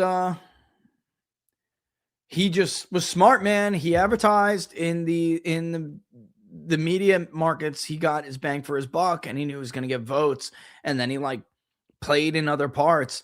Very clearly, I can see a lot of Trump voters did not listen to Donald Trump. I'm being honest with you. That's legit. A lot of like Trump only too kind of Republicans did not listen to Donald Trump. And they did what they did. They said, I'm sorry, sir, but fuck Randy Finstra. Sorry. I don't mean to be crude, guys, but that's what happened. Shall I start reading the Trump only list? Look at Jasper alone. Look at Jasper alone. 4131. Netted Lane 300 votes. It's in. That is a Trumpy county. Barack Obama won it by 7.5. Barely lost any support from 08 to 12. And then Trump won it by 22 points. And then, like, no joke, like 30. That's a Trumpy county that doesn't like Republicans. Something about Trump that they liked, which I think we all know what his appeal was. Yeah, this is getting ugly now.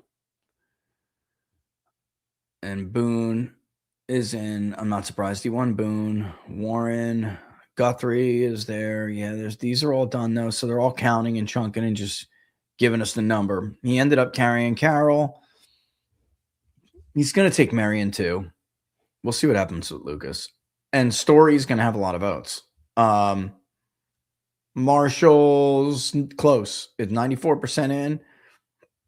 Excuse me. 46 votes separates them about 2 points. But that Jasper drumming boy is problematic. He said, you know what? I am going to take advantage of where I have home, where I have roots, and I have money, and I'm going to put my message out. And again, I just have to point out, because like when, Robert and I have been saying, they're in trouble with the governor's race in Iowa. They're in trouble with the governor's race in Ohio. They're in trouble with both Senate races. Like, obviously, others have polled it. I'm polled myself. But the Republican insiders themselves have been now for months since it started to become clear that Robert and I were right. Like, this is bad. The environment is bad. You're going to lose Trump plus 13 and a half, 14 states. Like, this is bad. That's when they started like kind of losing it. Like, who's this guy, Zach Lane? We didn't even know him. He's not one of us. Finstra, we got to get Finstra elected. We got to pull the freaking fire alarm here. Like, Finstra's not, we got a problem. There's a real problem here. It just took too long, I think. Woodbury's in. That was a good chunk for Finstra. Not surprised, though. You'd expect them to back their boy.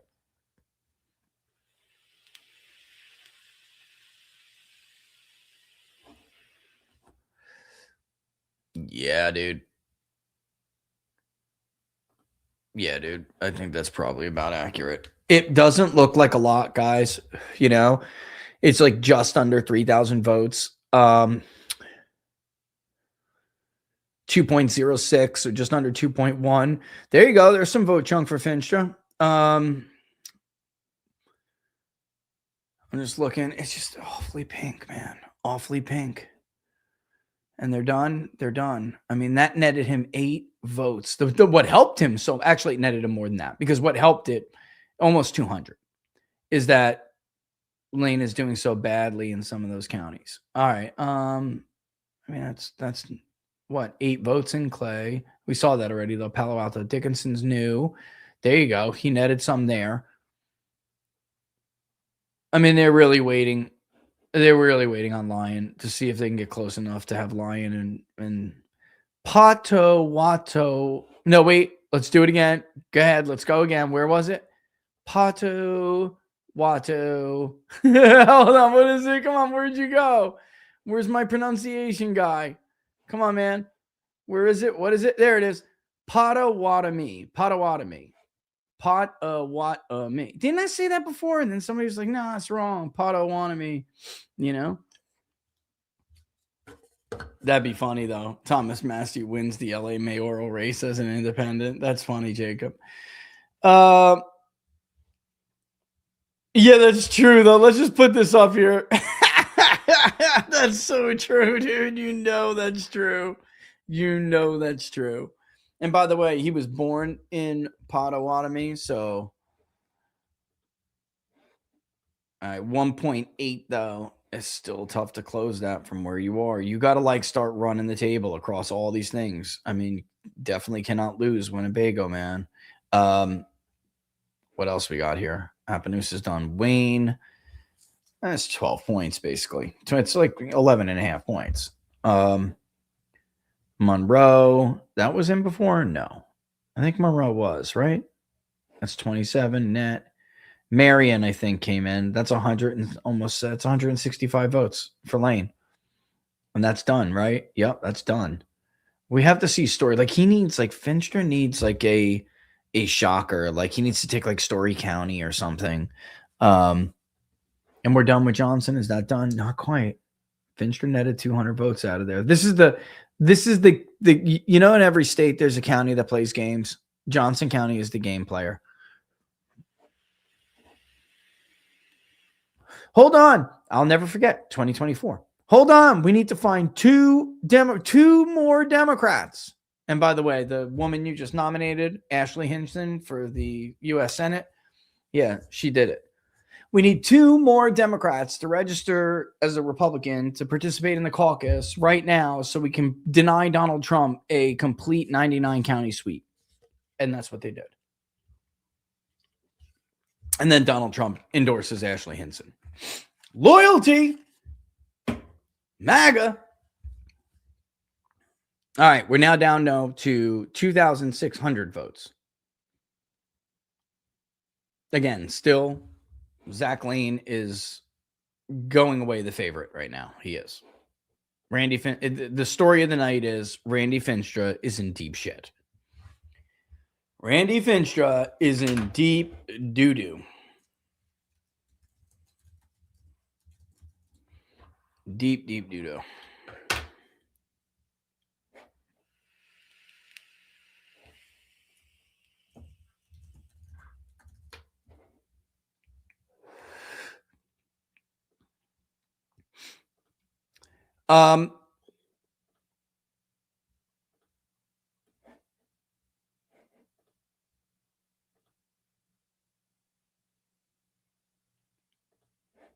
Yeah.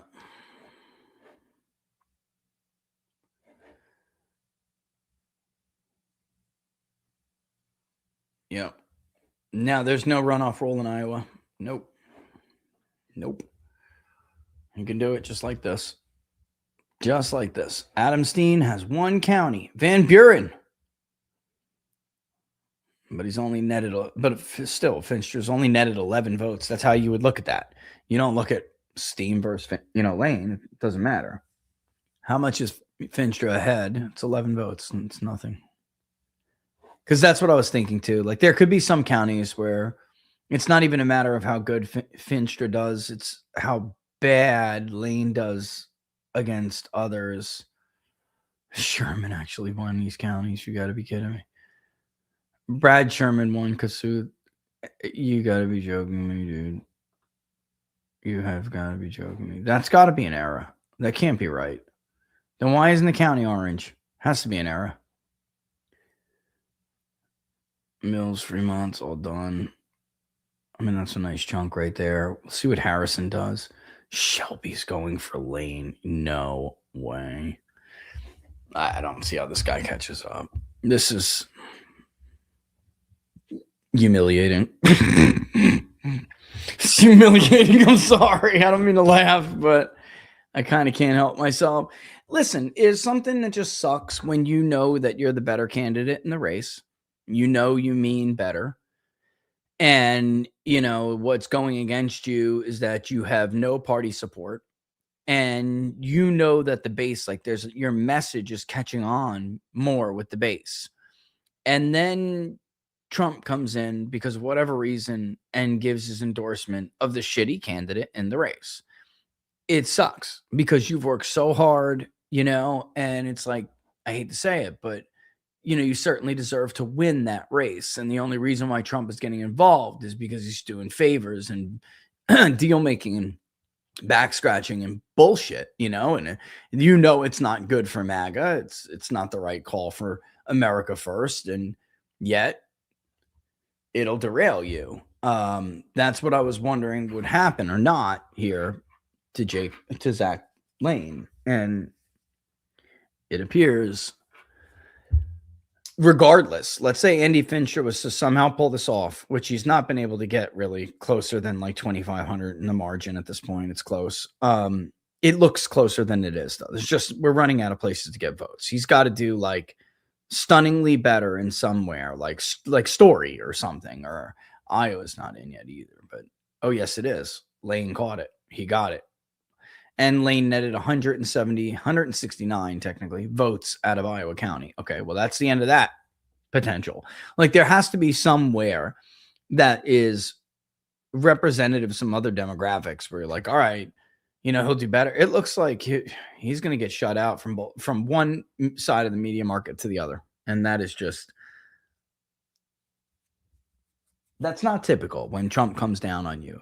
But I'm telling you, it means Lane was winning this race by a lot. And it was more than the Republican establishment kept it under wraps and kept it very quiet. And I'm telling you, they have been panicking now for months. And they really began to panic in like May. And this became an effort to, we need the president to help us. Like, this is gonna end badly. We're gonna lose. So they knew. And you had Fincher's look, the Fincher campaign, even when he was running for Congress, they're notorious for putting out these bullshit internal polls. I think last year, they put out last cycle, they put out an internal poll that showed that he was ahead by more than 50 points. And the other guy basically just gave up. Well, he actually only won by 20. And it was seen as potentially like a viable challenger, So this time around, for a couple of times, they would try to share data and people were like, okay, yeah, whatever you say, that's how it went.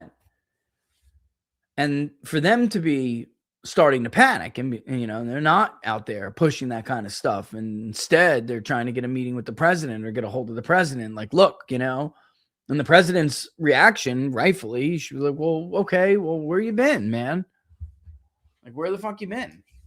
Do you vote anymore? I mean, can I count on you for SAVAC? Like, I fill me in because I honestly can't remember who you are. Oh boy. Oh boy. Jeez. See what Harrison does. Interesting. Yeah, we need Story. It's just so close. So they're going to hold off for a while because it is still so close. But honestly, we're getting to a point now where we just Pato wata me.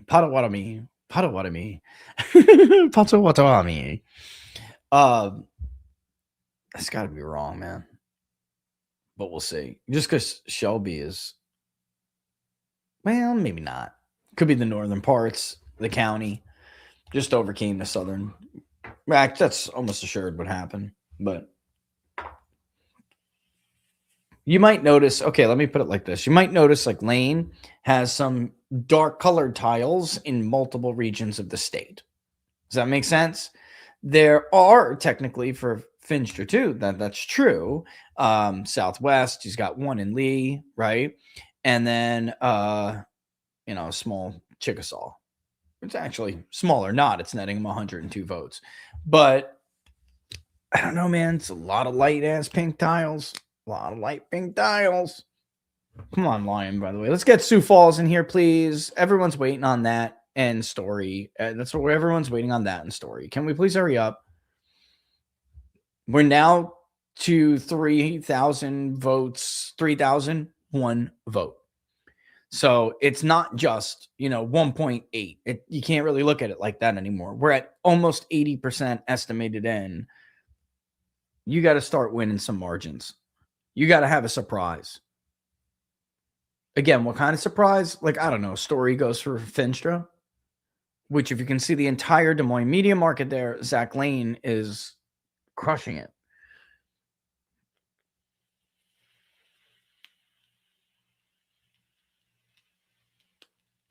What an interesting race. And we had 13 minutes until California. Wow. Holy moly. Holy moly. Incredible. What a race. What a race.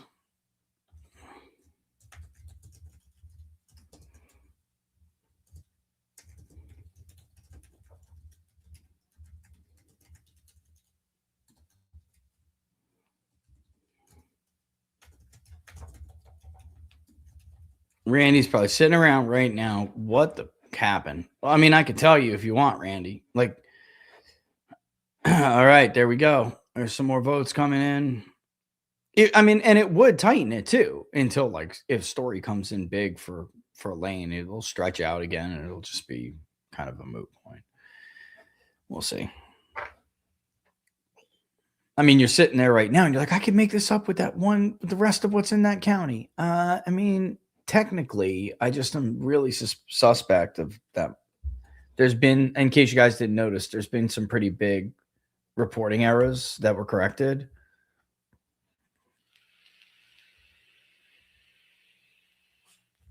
That's it. That chunk was Cerro Gordo, and it's about 352, right? Yep. 352 votes. 452 votes, excuse me. That was good. That's a good chunk. It's just we're running out of those. We're running out of those folks, you know. And that's all for Iowa County. That's it. I mean, just peg between Marshall and Boone. One is a significant edge. The other Story, though, is more. There's a lot of Northern Poke. Looks like Southern Story. That's all I'm saying. Man, wow. Wow. Can't believe this happened. Oh, my God. No fucking way. No way. No shit. Well, that's a problem. And it's almost completely in. Oh, man. Wow. What a race. This is fun, isn't it? This is fun. And currently on Kalshi, dude's at a 98% favorite. Yep. I mean, Jesus. 96 it says here, but I just looked on Kalshi, it says 98. But again, I mean, markets can be wrong. One hiccup from one county and it would be wrong, you know. But let's look at that's Polymarket. That's why, yeah. See if you go to Kalshi, you'll see he's at 98. Sorry, my fault. It was right. No, I didn't bet tonight. I don't know what the hell I was thinking. But locals, I gave you a little hint, didn't I? Didn't I? I gave you a little hint. I just had a feeling it was too late, you know, and would Mark Mitchell qualify as a political prisoner? Yeah, Kiki Blue said, I just read Zach Lane's website and the historical timeline is outstanding. Does Trump's endorsement team even read these websites before they back their cronies? They should have backed Lane. Great history. Right? I mean, I'm telling you, man. Yes, I'll be able to I'll send out the Minnesota Senate poll. What's his name was not up, just to give you an idea here. Let me I can show you the raw of it right now. I'll give you the results of the raw right now. Stand by. I'll give it to you live. And actually, I'll tell you right now, the raw doesn't change after waiting that much. Of course, waiting does change it, but the leaderboard does not switch up. You're probably not going to like it either. Just giving you a bit of a heads up.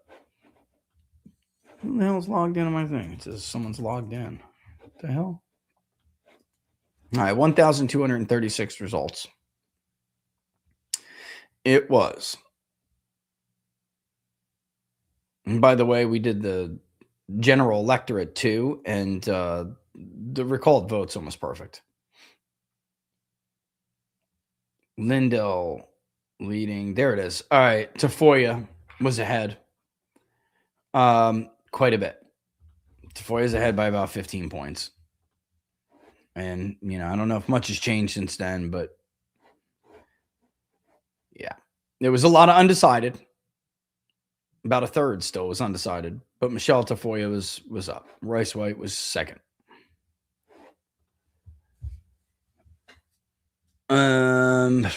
Okay, their story.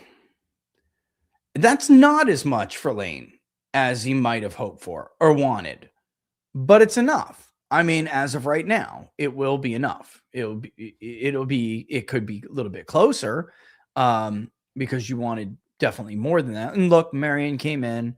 Marion only gave him what, 165 net. I mean, it's still more than nothing.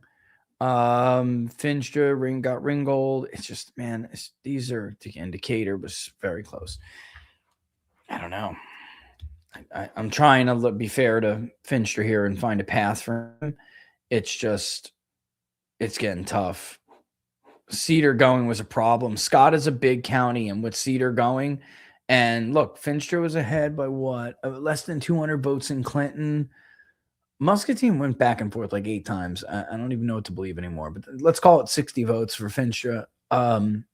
Means Scott may not be as pro Finstra as he needs it to be, but he needs to do more than that at this point. He just does. What's remaining, he needs to have a somewhat decisive advantage, because let's say he wins Scott and it nets him a couple hundred votes.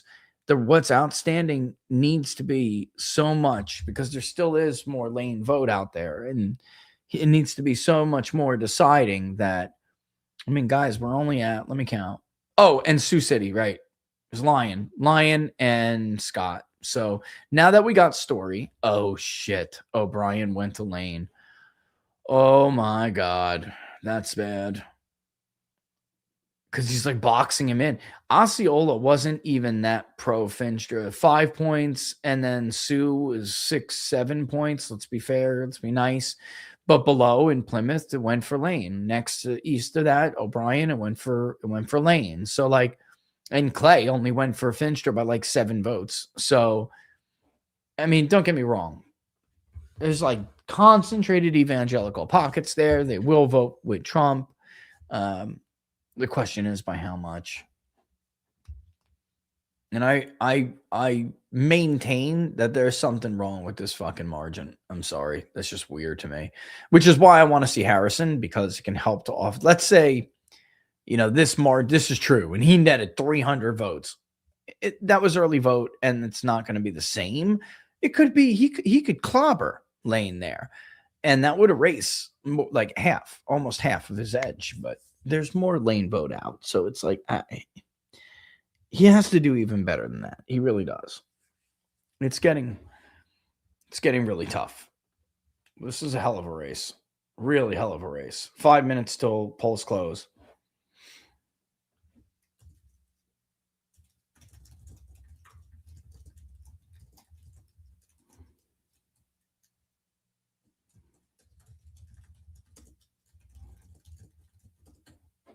Unbelievable.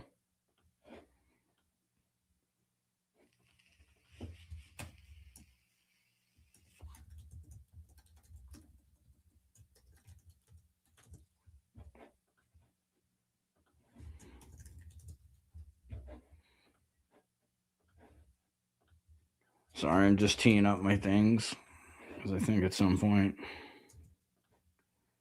we're going to get kind of close here.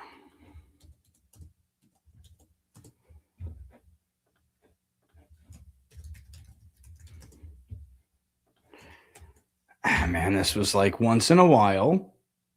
You just get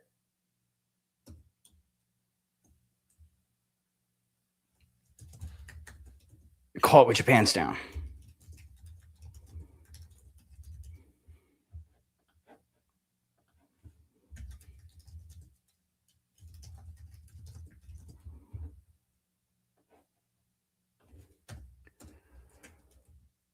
Oh man, this is crazy. It's still 1.84, and that's just they're just dealing with such counties with such littler vote shares that.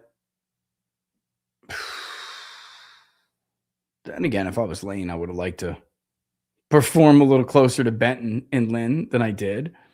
But now Johnson is in. It's done. It netted less than 200 votes for Finstra, and Cedar just at 93% in. The fact Finstra doesn't have a lead is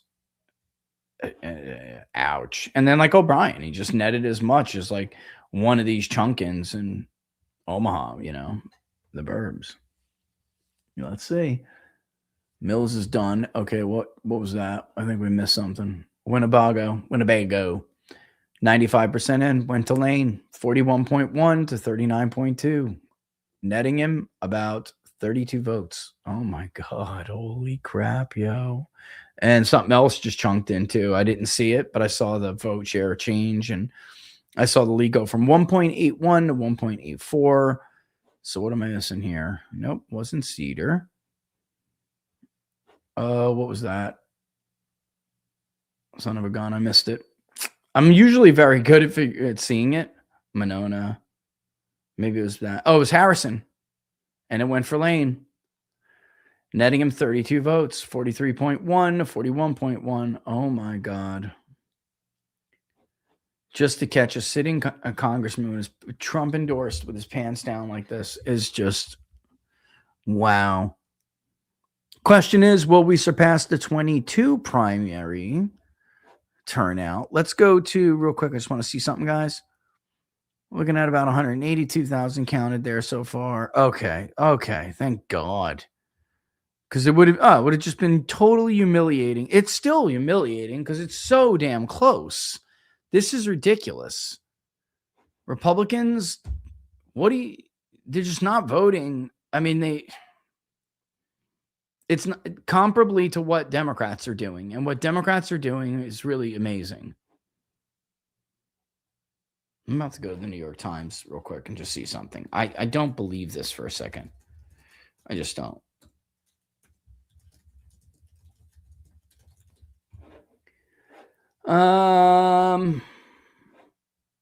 Okay. I just don't believe it. I feel like something's wrong here. Yeah, I knew it. Okay, so Finstra is going to close the gap here when Potawatomi comes in. That's more like it. It's really Randy Finstra, 54 to 24 to Zach Lane. This is, again, Finstra's stomping ground. So he's going to win it 3,085 votes to 1,344. The problem is, okay, what just happened here? Okay, so it looks like more from Page, Randy, Fincher. I'm going to have to, oh no, it came in. Okay, did this not come in yet? Okay, this should be like 3,000 and change at this point, and it's not. So let me refresh the page. But Delaware's going for Lane. That we already have. I'm looking to see if there's anything I'm missing. We really do need to see Scott County, which is where Davenport is. It's just Lane is just cleaning up in the media market. Where Sioux City, Woodbury, Finster, that's almost in, though. That's almost in. That's why Lyon is okay. It's getting very close now because you're seeing some of these other counties come. Okay, so Scott went for Finstra by a little less, about 462 votes, 41-36, and it brought the race within 1,000, almost 200 votes. It's close, but we're only getting to the point where we have O'Brien. They're not showing, but we have O'Brien over here. So we know O'Brien's going to go for Lane, right? Is that in? Yeah, O'Brien's going to go for Lane. So we need Lyon and Taylor, right? Okay, because Adams and Montgomery. Yeah, we don't have Adams and Montgomery either. Okay, so that's what we're missing. We're missing Lyon. We're missing Montgomery, Adams, and Taylor. And even though, okay, there you go. See now, Scott is in. That's it. It's done. So that netted Finster 500 votes or so. This is wrong. All right. This is totally wrong. And that's why there's still a 3,000 vote separation between them. Also, Monroe County is going to go to Zach Lane. It will go to, it's over, I believe. Yes, it'll go to Zach Lane 41-37, and that'll net him about 27 votes. Jefferson will also go for Zach Lane 41-37. That'll net him 42 votes. So really the only thing we don't have is Taylor, Adams, Montgomery, O'Brien we have on our side, and Lyon. It will make it very close. When all of that is said and done, it is about 0.6% lead for Zach Lane. This is going to be a very, very close race. Randy Finstra is definitely going to ask for. Oh, man, there it is. And Lane carries Lyon. Oh, boy. Guys, I don't know. I think this race is over. He's waiting on what Potawatomi has left. I just don't think they have enough. And Cedar still has some votes. So they're waiting for like some of these. Dubuque still says they have some. I don't know how much more. No, I think they're wrong over there. I think they're wrong. I think that's about it. Okay, so now we are getting these things to fill in. Greene County, another one. We don't have Greene. All right. We have Lyon. We do have O'Brien. And O'Brien's going to go to Lane. Okay. So I think, honestly, Decision Desk is probably getting a little bit closer than Wapello. They don't have on Decision Desk. Wapello is going to go to Finstra. But it's going to net him only 24 votes. That's it. There was just another chunk after was it some of Osceola? No. It was some in Lyon, the rest of Lyon. It gave Finstra like a 0.1% boost, and actually Adam Stein 0.2, Adam Stein at 0.2, however you say it. And Finstra actually went nowhere. All right. So Greene, which by the way, Greene is surrounded mostly by counties that went for it's a rural county, but mostly counties that went for Zach Lane. But Calhoun and Webster to the north did go for Finstra. So it could be interesting to watch. Alamaki went back to, yeah, it did.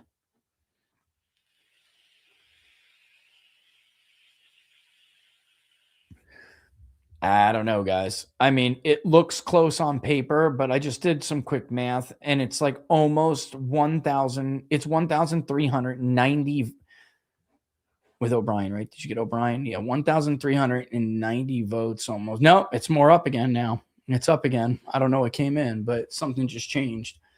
I don't know. He can't catch him. What a close race. I mean, that's with 207,800 votes. Okay, 823. So I have a little bit more than this combined. Where am I getting that from? Boone. There's more in Boone. Oh, no, it's not. That's Greene. Hold on. Bear with me, guys. Bear with me. It's Wapello. So it gives Finstra a little bit more. Wapello is not in on here on the screen, but it's going to go for Finstra. It's going to go, not a lot, though. It's going to net him 24 votes. It will be 37.7 to 36.4. And then Adams went to Zach Lane. Did you guys see that? Yeah, it's over here. Adams went to Zach Lane. Oof. I don't know, guys. Close-ass race. We know what O'Brien is. They don't over there. Everybody's waiting on Greene and Lucas.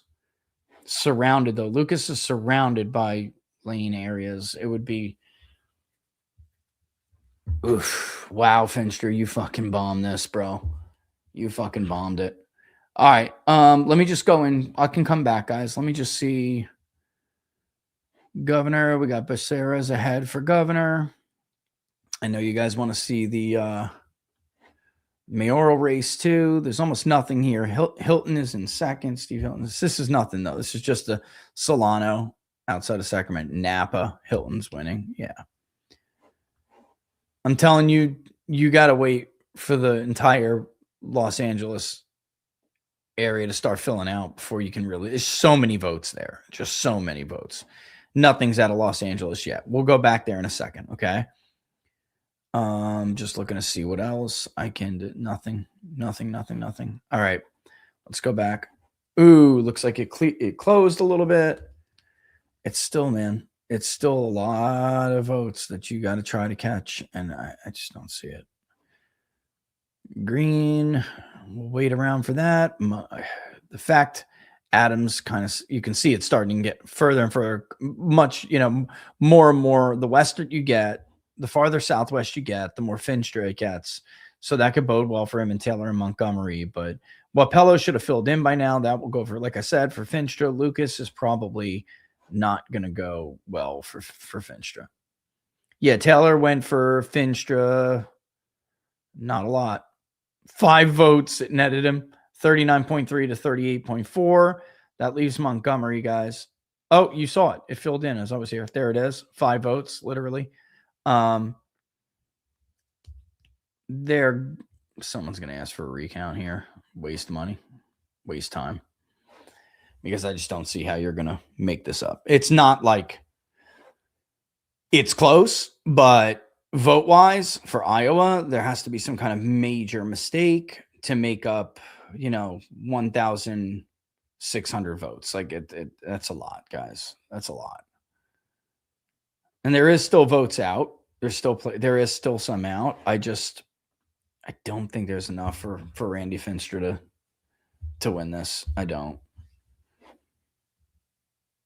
And for those of you watching the New York Times, again, I don't know why they don't have O'Brien filled in, but O'Brien actually did. The returns for O'Brien are right there. 43.7 to 35.8 in favor of Lane. He won it, netting about 130 votes. Not about. It looks like 130 votes on the dot. So, and also Wapello is in. I don't know why it's not in there. Okay, so what was that? We missed something here. Something just changed. I don't know what it was. Something changed. Something filled in more. It may have been Wayne. It may have been the rest of Wayne. But even though it's less than a point, it's very difficult to make up. Once Finstra lost Lyon, I mean, he needed to net like 200 votes out of Lyon.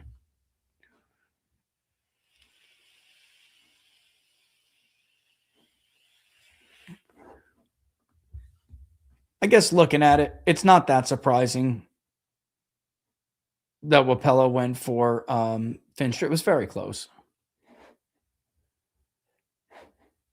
All right, Scott City netted him 456 votes. Yeah. And there's more out there. That's why they're waiting.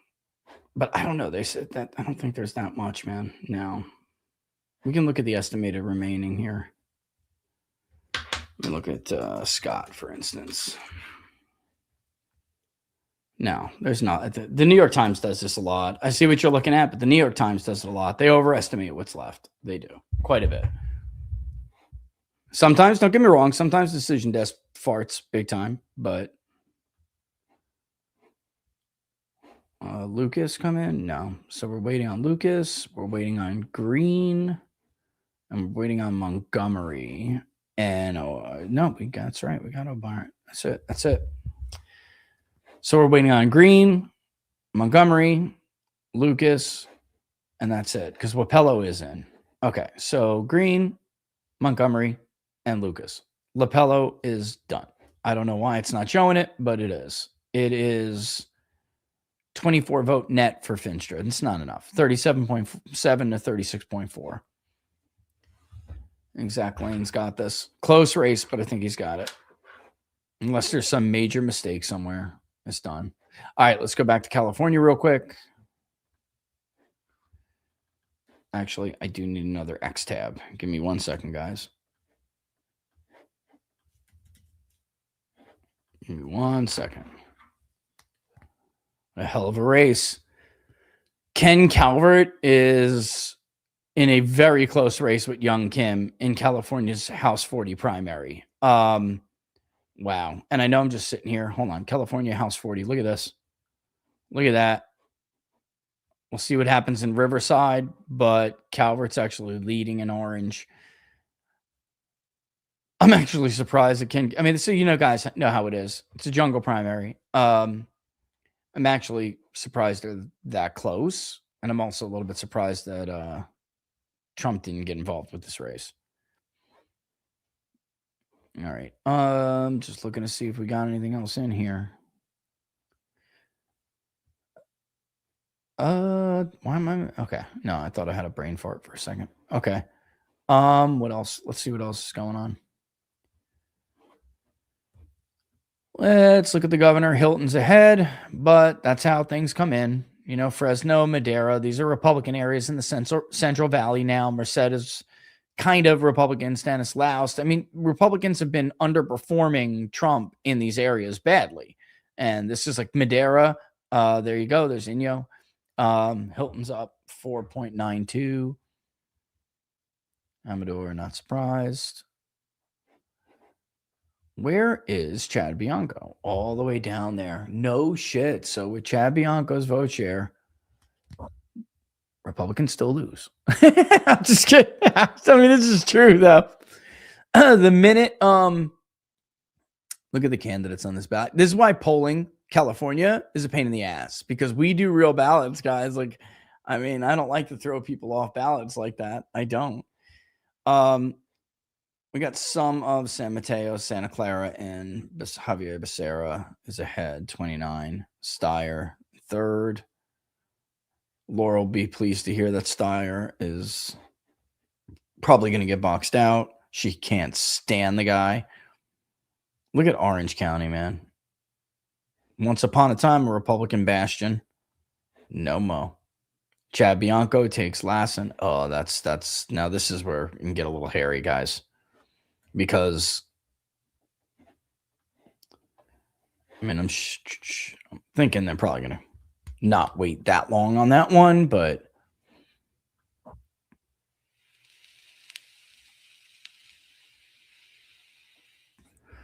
Gregory Hull has won the New Mexico Republican primary for governor. That's pretty easy. The Iowa governor's race is the race tonight. Dave Dawson will be the Democrats' nominee in Iowa 4. A lot of slow calls tonight. Oh, except for New Jersey with the Democrats. Jesus. That was fast. All right, let's go back. I mean, we got some time to wait for California. I hate to say it, but we do. Calvert now barely up, probably because, what's it called? Came in. No, it's just that close. Okay. And let's go back to Iowa Gov. We're still looking at, Lane is, again, Wapello is in. I don't know what they're doing here. I don't know, Finster. I think you lost, bro. I got to tell you.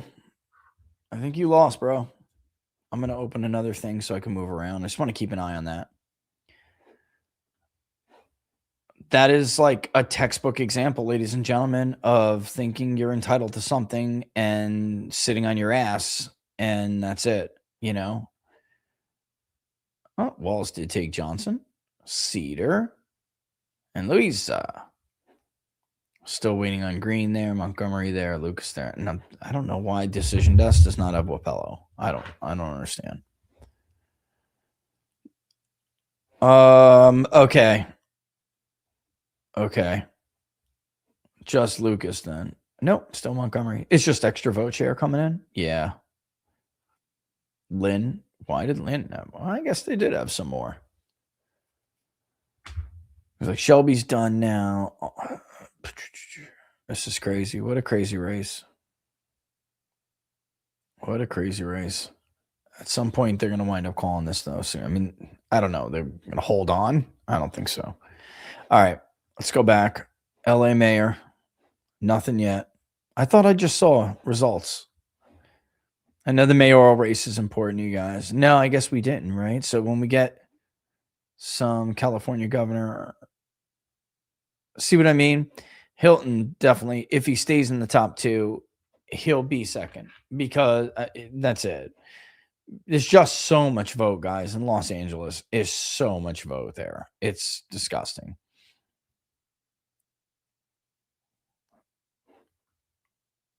it's tough, you know. All right, Steyer's on the board. San Benito. Oh, he won every vote? That's amazing. Incredible feat, truly. Who the fuck buys that? All right.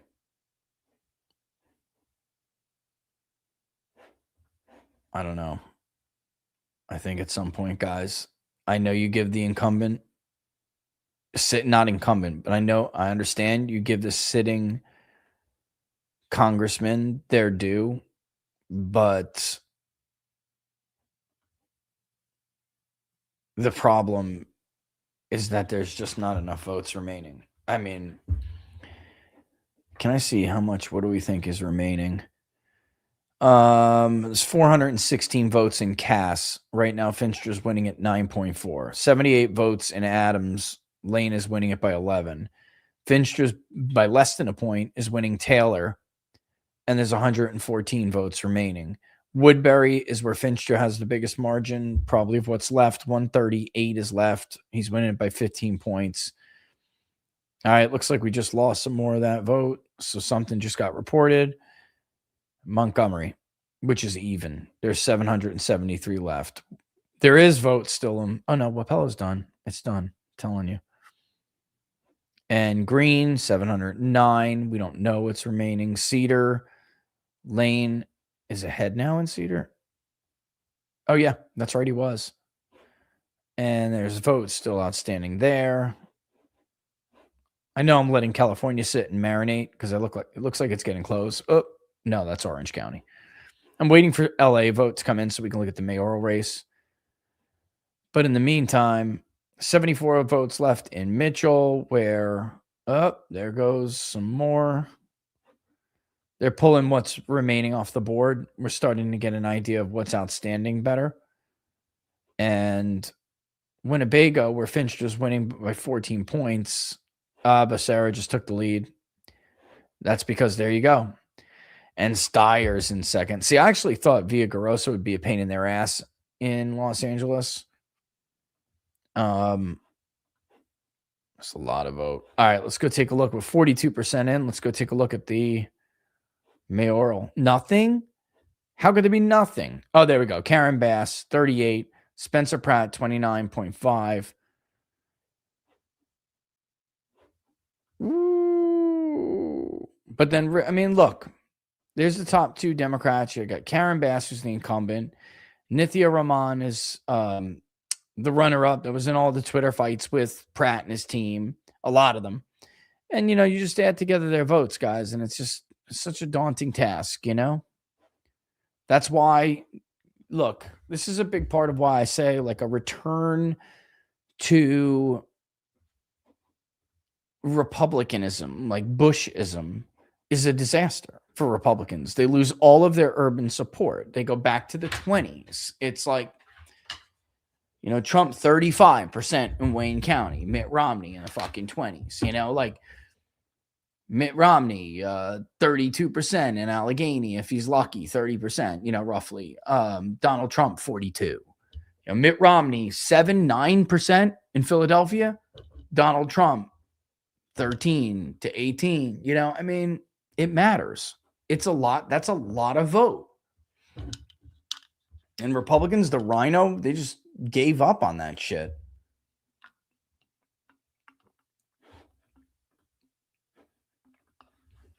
That's what was so beautiful about the 24 coalition. It was.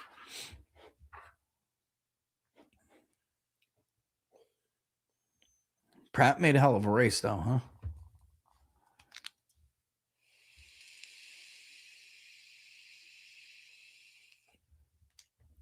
The Riverside portion of California 40 is more Democratic, yes, but still, is it so Democratic that they can prevent both Ken Calvert and Young Kim from getting in the top two? I don't think so.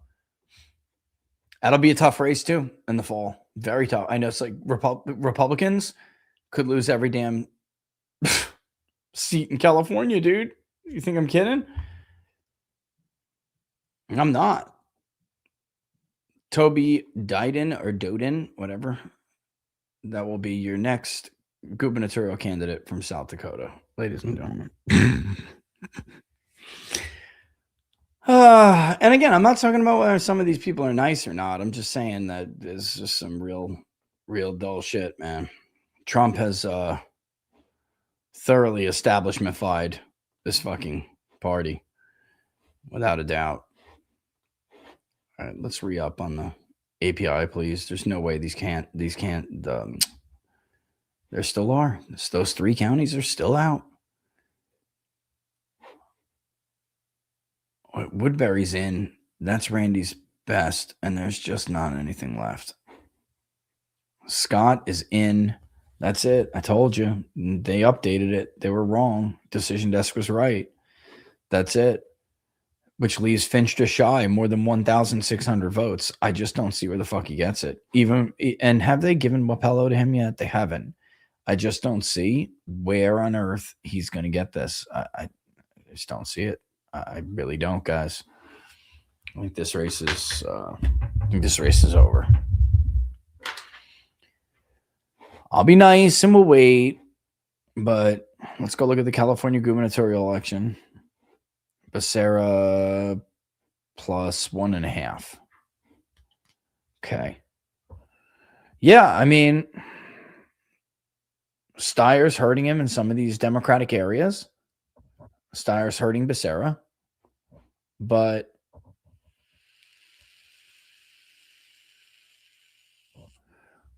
I understand why Chad Bianco stayed in the race. I do.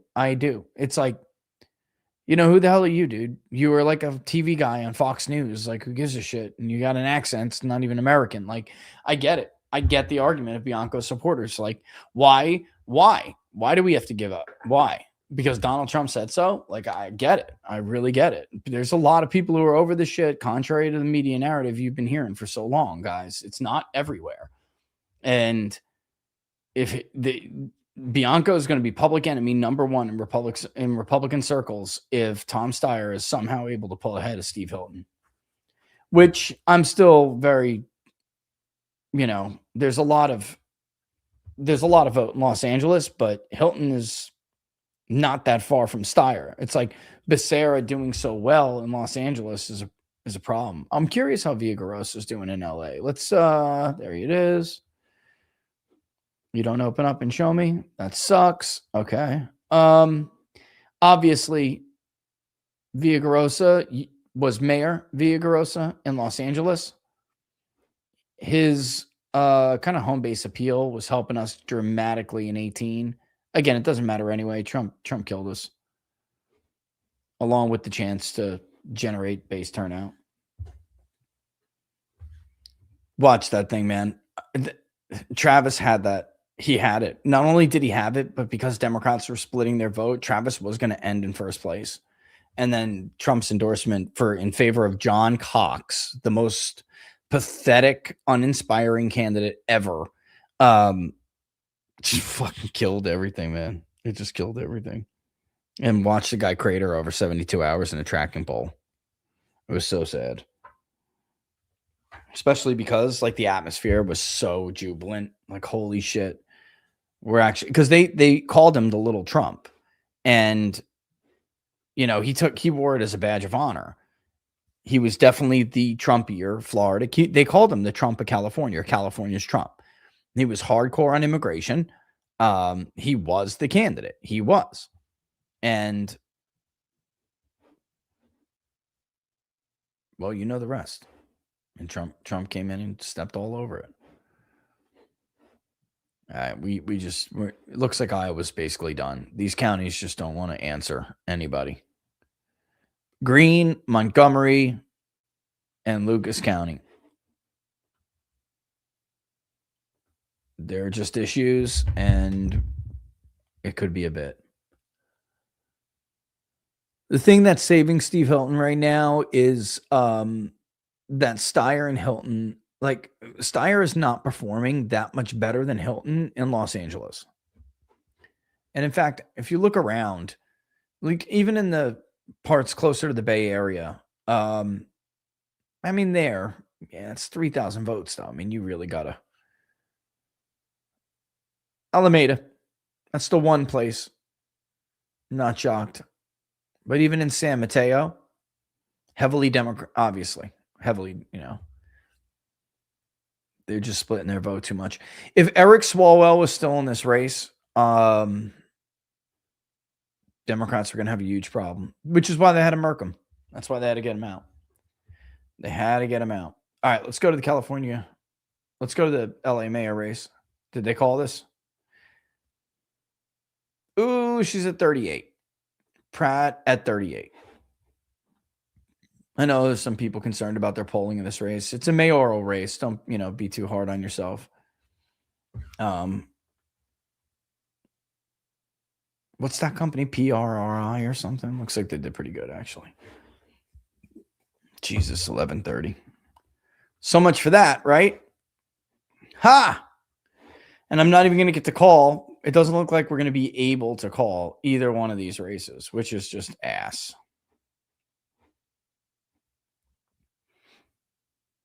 I mean, again, Montgomery's even 773 votes, and Green is 709. Oh my God, they just put Fayette.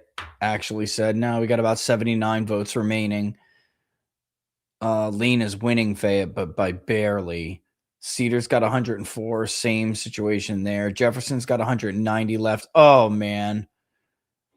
Okay. What? Decision desk says Wapello going for. The New York Times may have an issue. I don't know. We'll see. They may have. There's been some issues. Nah, Finstra's doing better than there. Oh, there it is. Finally got. No, we didn't. The hell am I talking about?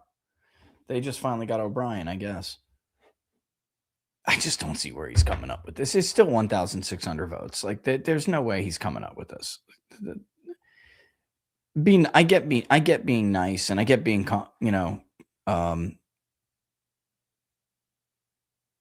cautious, but there's 2 counties now left that aren't reporting. That's it. And they sure as hell don't have the votes to do. They just don't. Montgomery will be probably more favorable to Finster than Green, I would imagine. But if you look and see, yeah, there's still a couple hundred votes. It's not enough. There's just not enough. Literally, if you want every vote estimated to be outstanding, outside of the 2 counties we don't know about, he still wouldn't get close enough for what is expected to be in those counties. I just think this race is over. It's like mathematically impossible. Can we just call this? I don't want them to get mad at me, but this thing is over. All right. LA reports slowly, very slowly. All right. Now the more red counties are coming in. Hilton has an almost about 180,000 vote lead or so, and something like that. Over on Steyer. Yeah, there's going to be some more blue. Sacramento came in, and Hilton's actually in second in Sacramento. Oh, Jesus, bro. It's just gonna be tough for Steyer to catch him unless Los Angeles is so lopsided. Oh my God, Riverside went for Bianco. Oof.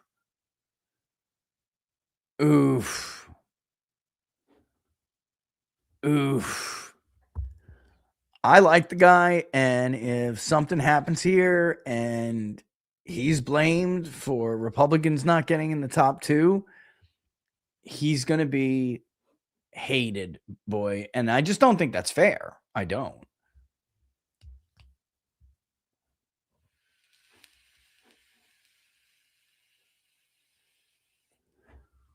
It's going to be tough to bump Hilton out, though. It is. I got news for you. It's going to be tough.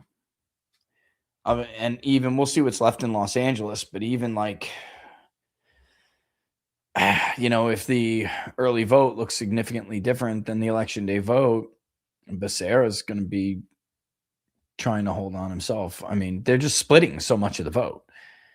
Look at Contra Costa. It's 12,000 votes. That's 12,000 votes. It's about the same. Oh, no, that's 3,000 votes. Oof. And then in Sonoma, I mean, you'd want all that shit if you're Becerra. Steyer's in your way, you know. Oof, that's interesting. Los Angeles hasn't moved. Nope. When Los Angeles comes in some more, I'll look at it.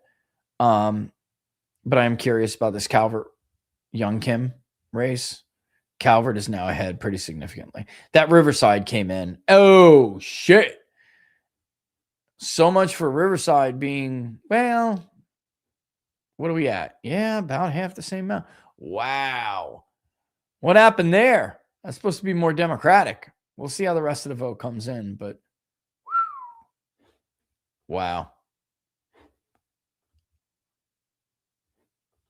I don't know why this race isn't being called. I'll be honest with you guys. I just don't.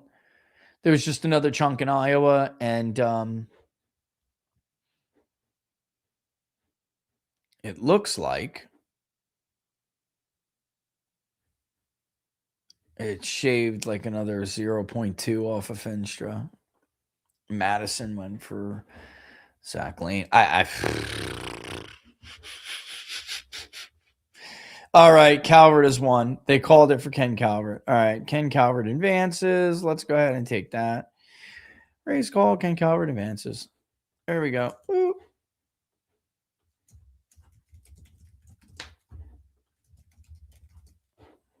All right.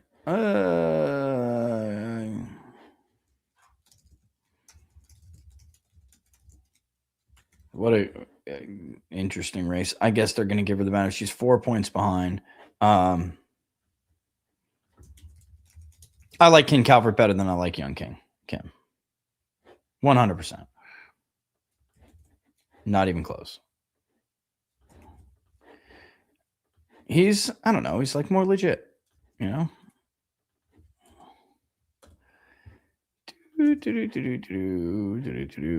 All right, I got to make it so only. Yeah, guys, I didn't like box you out with like verified accounts. You have to be verified in order to reply. Nobody wants to fucking throw it up there because Trump's endorsed candidate lost. Nobody wants to. I'm serious. Nobody. They're like, oh, it's got to find some votes somewhere. Where's it at? All right. It's Iowa governor, Senate. What else am I missing? Montana's got some interesting stuff too, but interesting. We talked about House 1. This is interesting because Tester was able to carry it, even though Trump carried it, and Tester lost his reelection. So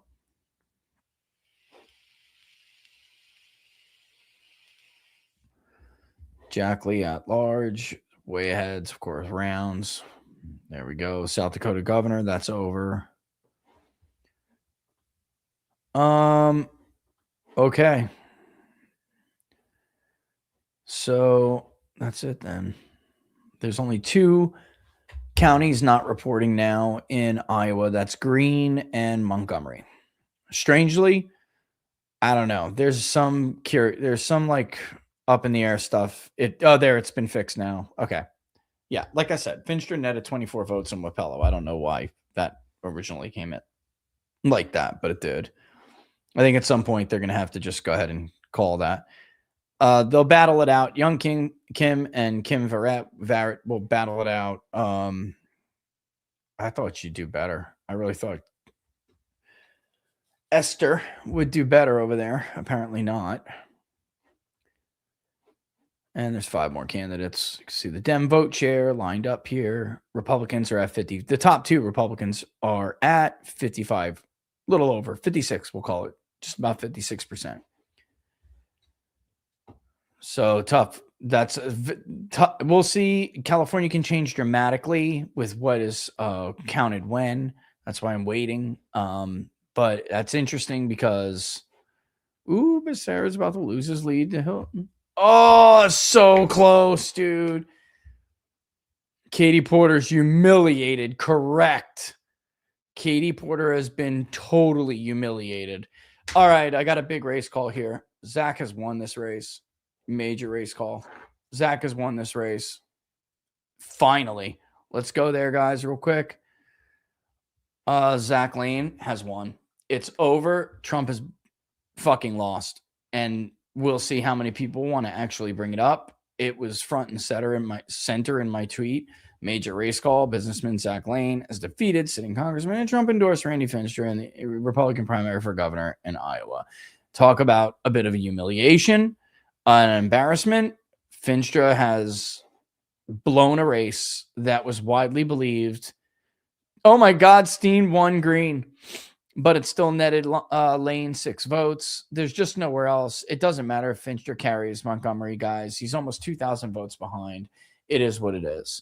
So let's go back to California. It's a huge, huge, huge deal. No matter what you hear anybody say, that is a huge deal. Trump has lost. And it's like he doesn't like to step out of his comfort zone or his I'm wondering whether or not, like, what happened there with Fincher. He doesn't jump out, guys, and endorse just anybody. It's just, just to get them over because he feels bad for them. That's bullshit. He doesn't do that. And he endorses when he feels that he's absolutely going to win it. And clearly, he didn't. So now what happened here? Did he feel that his endorsement, I guess what I'm trying to say is, did he get a little bit too big for his britches? And did he think, fuck it, I endorse Fincher, he's going to win going away. I won Iowa. Iowa loves me. The farmers love me. You can hear him now, And the truth is, Iowa was a Trumpy state, and Trump has not made a lot of farmers in Iowa happy. Trump hasn't made working class people happy. It's an anti-war state. They don't like that shit at all. And I just don't know what else to tell people. This is not good. And Republicans barely outvoted Democrats. They're going to lose independents by a huge amount. Iowa's definitely in play. Honestly, Zach Lane winning is the best thing that could have happened to Republicans for them to keep this governor's mansion.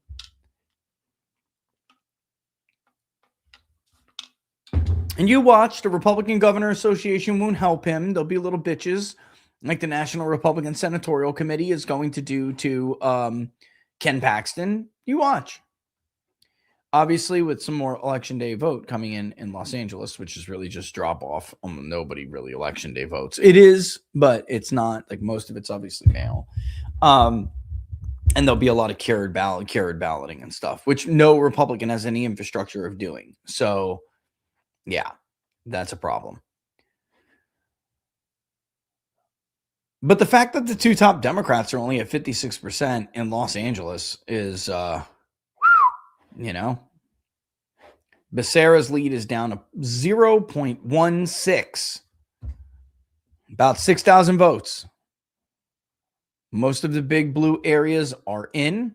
Ventura is not. That is a blue, obviously, area. Orange, actually, they're like suburbs in Ventura that are the Los Angeles suburbs that Republicans can do quite well in certain years. We'll see, though.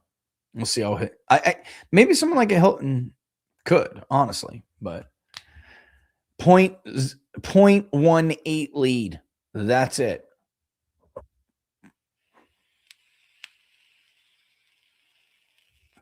But Hilton got crushed in Riverside, and that is not good. In fact, they're only at 46% of the vote in San Bernardino. What the F? Let's be real. What the F? They're only at... Oh my God, what is going on in Orange County? Why did Republicans continuously suck the ass of white rich people? Like, in case you haven't noticed, they're not giving you the votes the way they used to. Yet we just continue with this obsession. YOLO!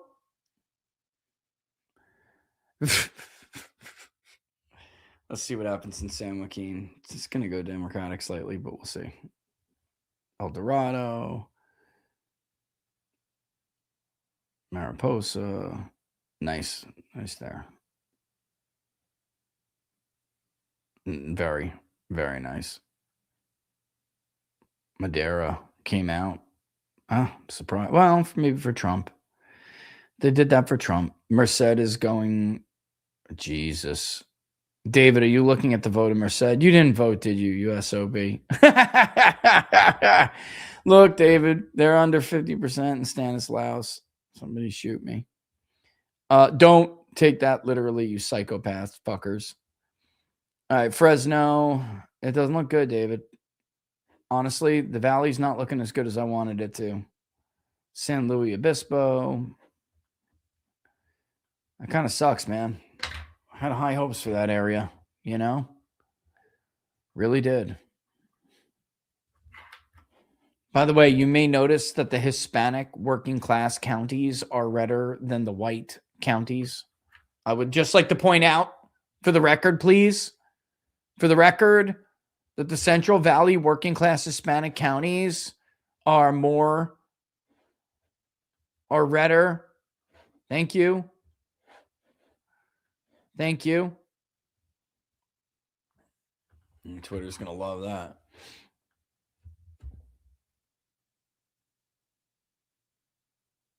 Businessman Zach Lane has defeated sitting congressman and Trump-endorsed Randy Finstra in the Republican primary for governor in Iowa. There goes that record, G-Money. Boop-a-da-boop. I mean, yeah, he raised $4.3 million during 25, but 1.4 he took from his congressional committee. He just drained his war chest. That's what he did.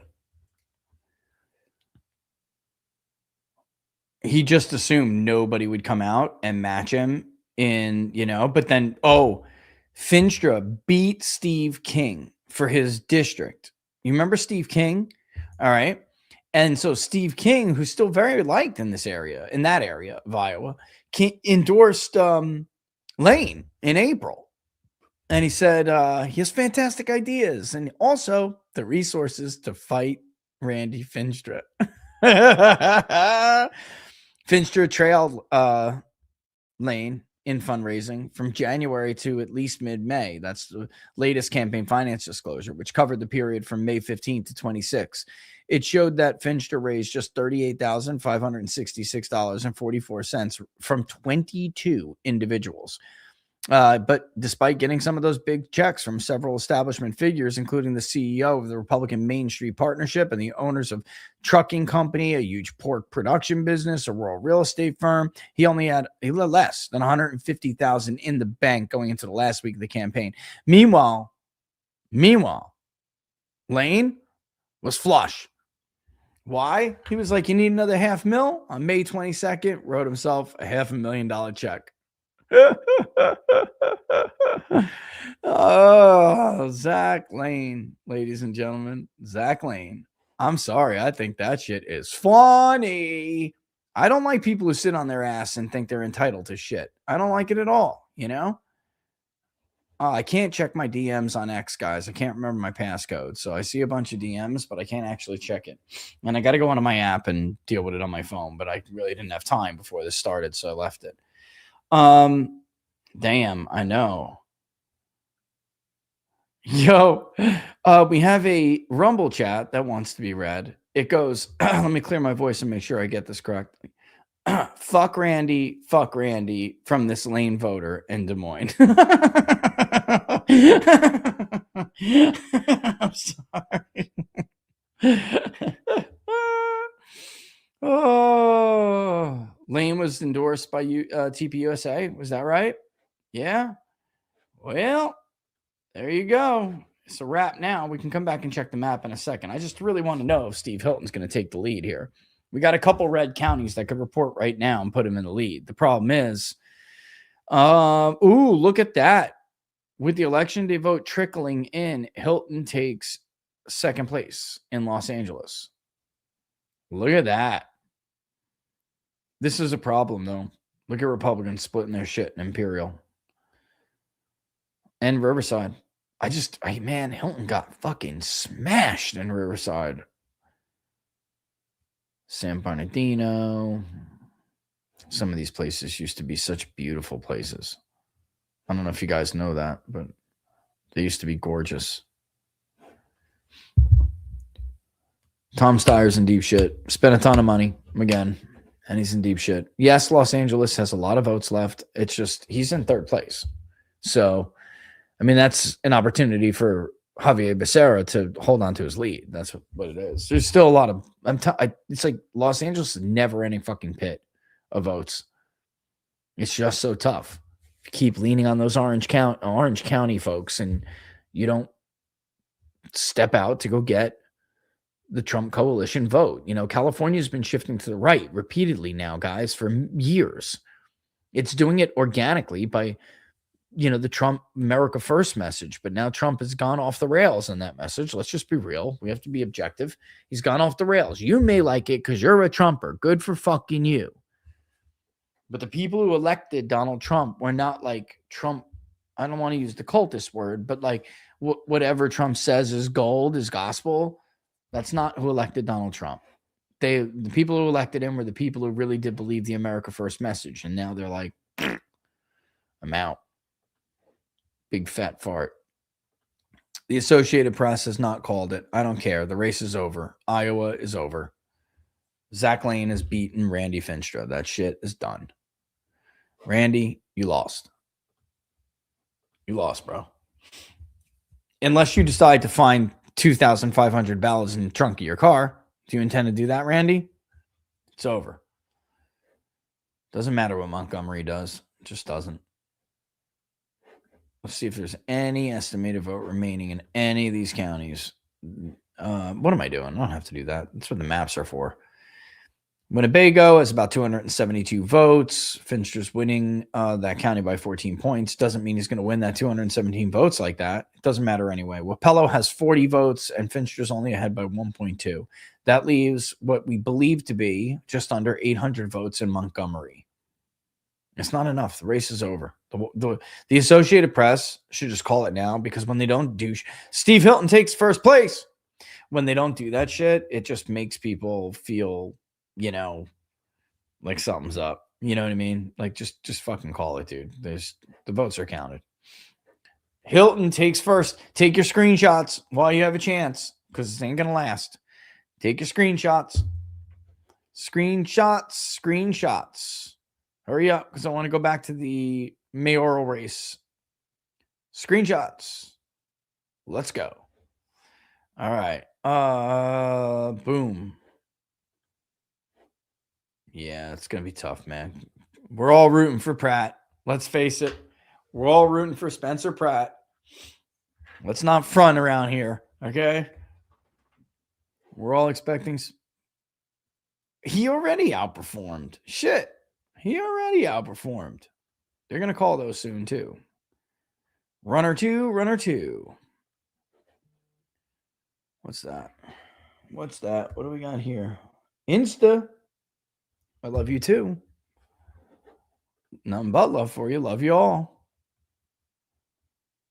Yes, major splash.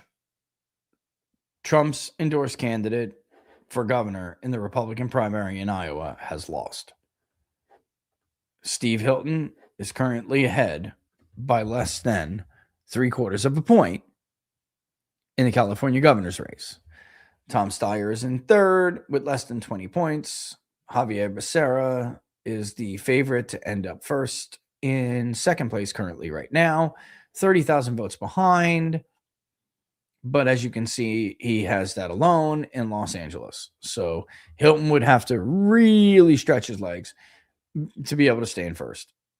You have, Napa. Oh, that's funny, man. But I expect that, Look, there's still votes, lots of votes left in blue areas. Man, ouch. Alameda, ouch. Actually, he's not doing that bad. It's Sacramento that's going to get... No, shit, man. You can keep it close like that because they're fighting each other over the votes. Then it's possible. It's just at Los Angeles alone. Monterey, look at that. It's not that far off, but he's doing decent in Santa Clara. It's 12,000 votes, guys. A lot. Alameda, too. Look at that. It's 20,000 vote difference between first and third. I mean, it's going to be hard for Hilton to hold it. It's kind of like, I don't know, man. Let's just call it for what it is right now. I just really do feel like Republicans just not going to get it through their heads. And it's because so many of the establishment in the state of California, they don't want to represent this new coalition. That's the sad, really sad truth. They don't want to. It's like, oh man, those dirty working class people, fuck that, you know? South Dakota, we're done. Montana, we have that first district. Kurt Alms won the Republican primary, of course. That wasn't in doubt. He's winning with 77% of the vote. Alani Bankhead has won the Democratic primary for Senate. Doesn't matter. It could go badly. We've seen that with John Tester. We'll see. I just think for right now, the Nebraska is their problem. Republicans. Mike Rounds renominated in South Dakota with 76.6%. Not a fan of Mike Rounds for anything except for the disclosure stuff. He has been very open and forthcoming with personal things we've asked. He comes at it more from the, well, shit, man, we got to protect our skies, kind of thing. Was that a terrible impression of Mike Rounds? I'm sorry. Was that borderline offensive? I'm sorry. But that is how he comes at it, We can't just have people have things, perusing around our skies without any idea of what they are, Well, I think it's pretty clear if Chad Bianco did drop out, which was like, by the time Hilton was saying that, it's like, bro, like, how much vote has been cast already? I don't like it when people like demand others get out of the race. It's like, I'm sorry. I don't like it. I think Chad had more like bona fides, you know what I mean? Like he did. But look, Republicans are sitting at 38% of the vote. I mean, it's not terrible. It's not winnable, but it's not terrible. I'm sorry. It's just not. I mean, it's fucking play games here, man. Like, let's keep it real, guys. Let's keep it real. No more votes yet in LA? Come on, man. Check this race out. Oh, there's Ventura and Hilton takes it. That's what happens when it's split. Let's go back up. Let's kill some of this. Boop. Show fewer. So we have the burbs of Los Angeles come in, which is Ventura County, and some tough districts over there, man. Well, was. Garcia lost anyway, but he was going to be written out regardless, obviously. But he lost last cycle. He was pissed because remember, of course, he called me what? An idiot, right? A terrible forecaster and an idiot. Right? Well, who's fucking laughing now, Mikey boy? You lost exactly how I told you were going to lose too, didn't you? Did that shit burn you, bro? Did you stay up like multiple nights like that fucking guy? I bet you did, Mikey. I bet you did. Fucking genius, right? Did you win on Fox News, dude? Did you? Did you and Duarte think you were going to win on the Fox News circuit, bro?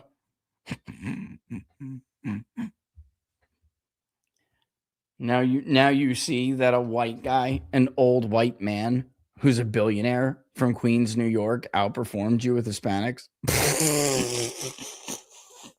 You and Duarte thought you had Hispanic last names, so they were just going to vote for you. I think what? Was it 5 or 7? Yeah, that's right. I think it was 7. It was 5 for Duarte. Who lost his own home county while Trump won it? You fucking losers.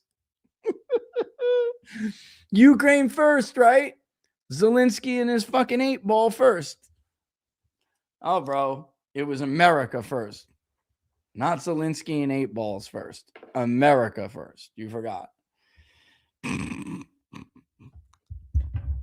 Break out the checkbook. Ain't my checkbook. Let's see. 80 rocket launchers and a crack pipe.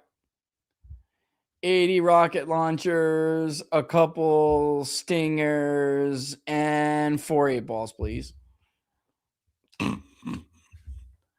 I'm on the committee. I'll make it happen.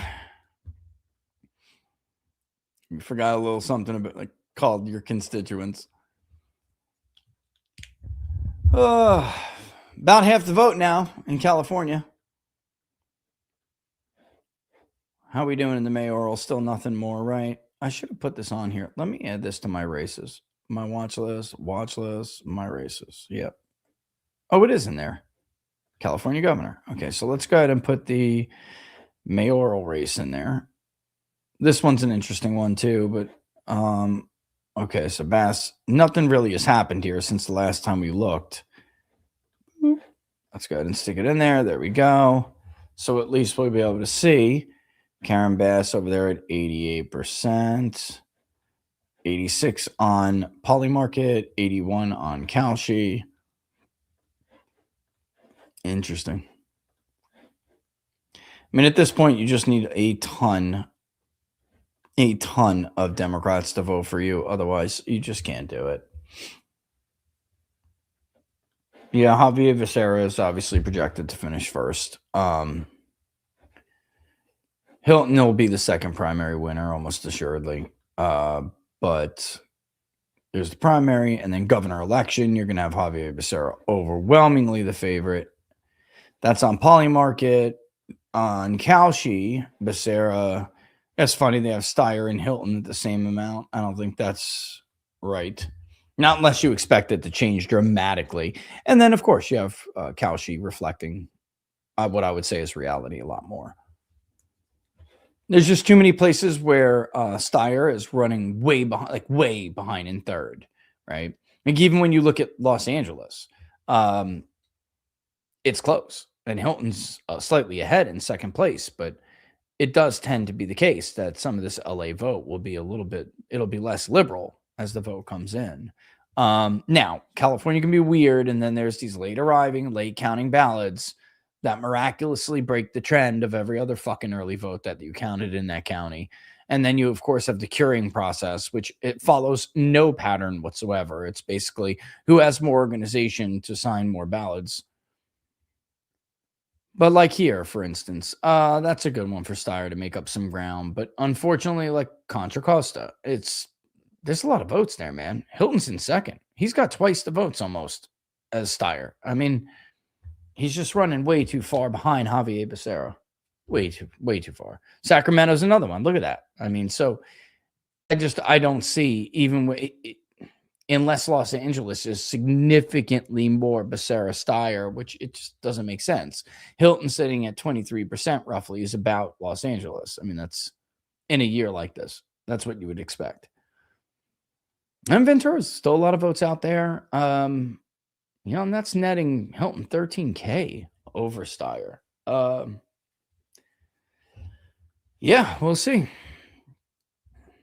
Alpine, that's a little stuff. Well, it's not though. Again, like Republicans have been like counting on these like white areas.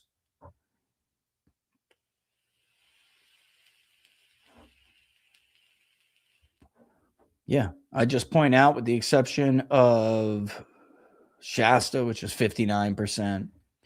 Some of these others, look at that. Look at Madera, 57. That is a Republican in county, though. But Fresno's looking weak. That looks weak for Republicans. Although I'm not surprised. Tulare, that's 58, 59. That's a good question. So Hilton's getting about 211,496 votes out of Los Angeles, whereas Pratt is only getting 108,949. That's weird. It looks like they've counted more governor's ballots. That's weird. Hold on. Yeah, man. For some reason, there's been more counted for governor than for mayor. And honestly, if you want my honest opinion, it looks like they haven't counted any of the vote that isn't the early voting mail period. Whereas for governor, they have. I don't know why. Don't ask me. You can see there's 361,000 votes counted in Los Angeles for the mayoral race.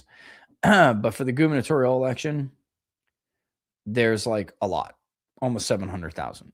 So I don't know. I don't know. It's a good catch though, Paul. It's a good catch.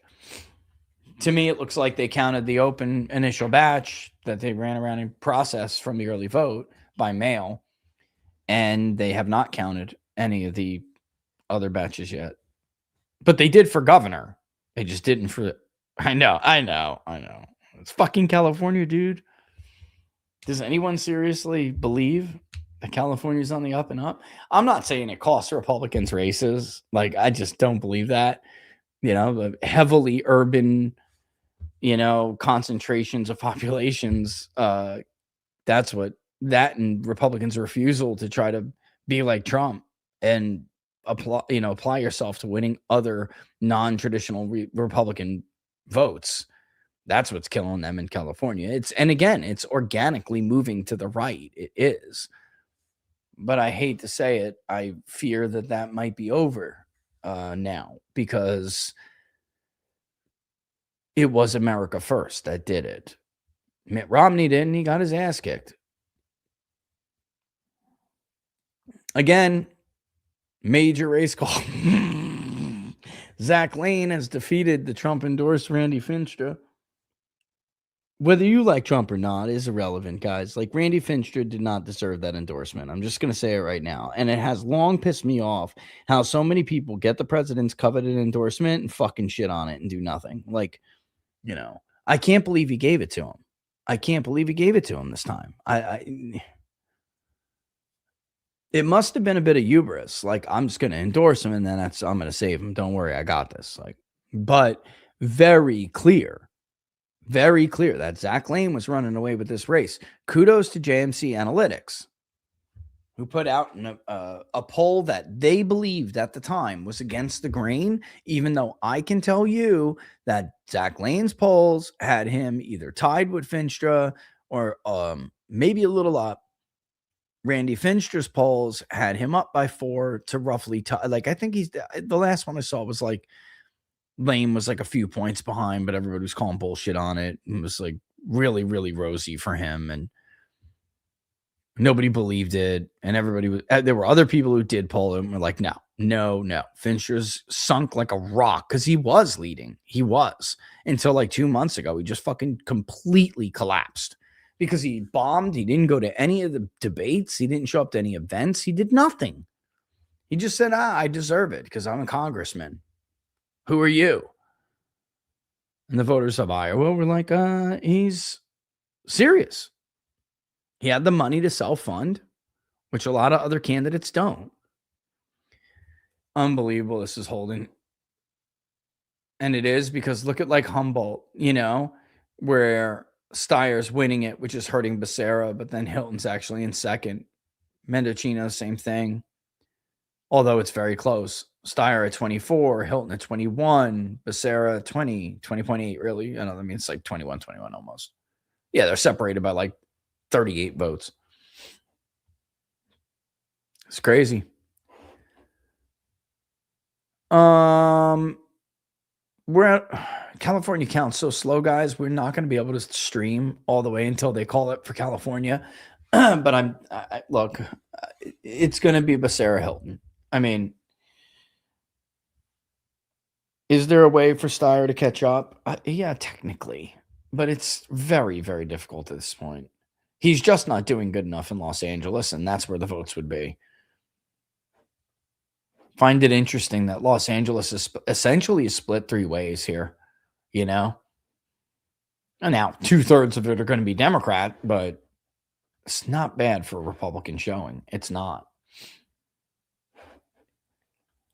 Well, that is a wrap, dude. Let's see. We got any other race calls here? Scott Wiener. This guy is a wiener. He will be in the top 2 in California 11. We already told you, Ken Calvert. He's moving on. You have, as a matter of fact, let's just peek at that race real quick. Did I throw it in here? I should have thrown it in here. I knew this was going to be a little bit of interesting race. All right, so it is close enough.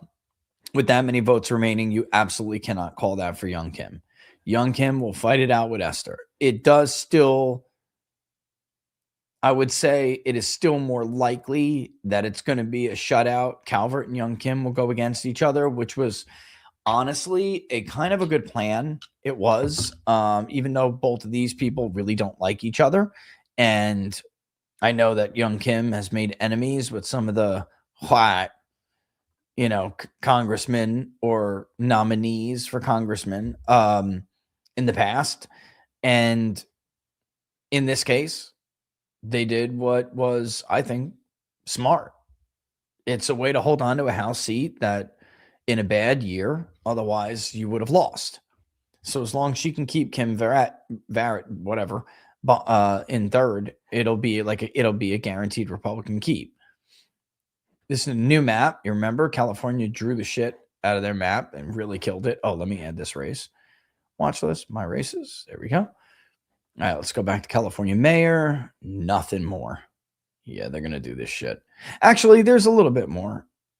No, it's 49.9. No, they're going to do this shit. That's terrible. Come on, guys. That's just effed up. Let's go. New Jersey had some interesting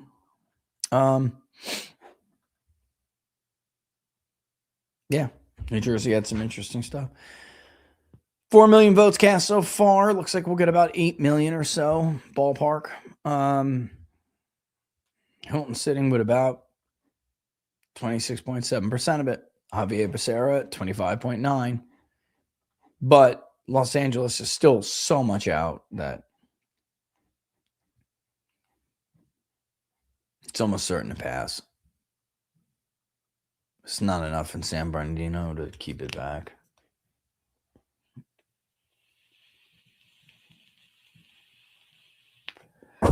Look, it's only 44,000 in Orange. San Diego, 35. I mean, possibly. I don't know. I just they're not big enough. And like Fresno threw him a bone. That was pretty good. It's just Madera, dude. Look at that. Look at that margin in Madera. Damn. That's David stomping around.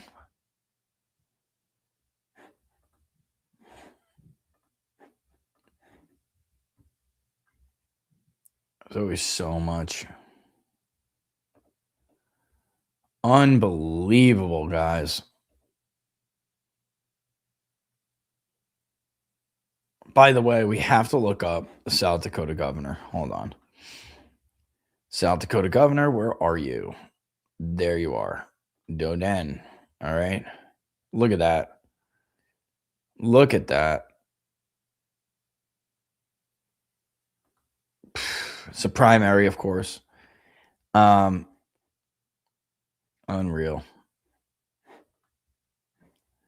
Toby has won it. Will they pull a Swalwell in Maine? They're already really trying to do that.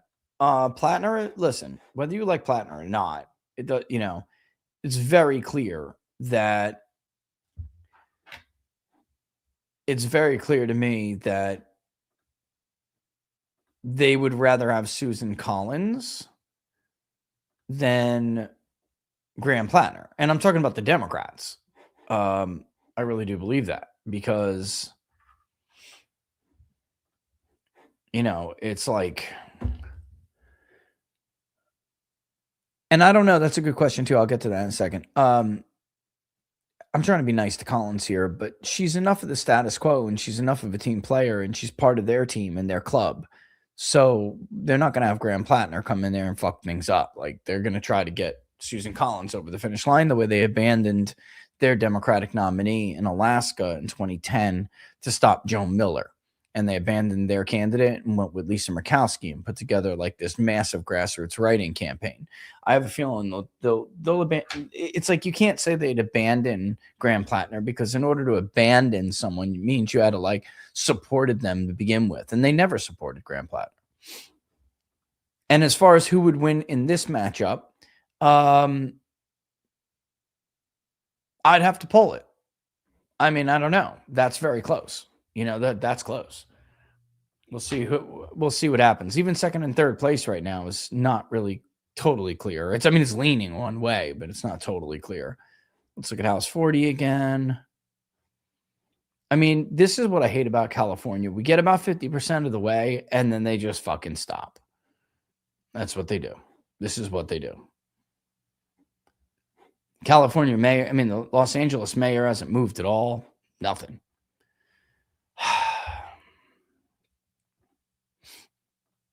Who's going to win Alaska, Dan Sullivan or Dan Sullivan?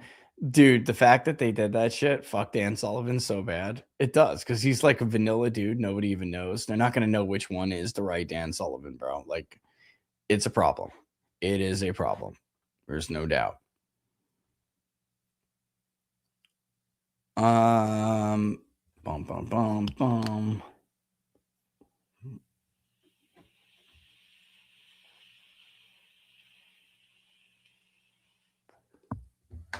Yeah, it's gonna, at this point, it's gonna be Hilton and Javier Becerra.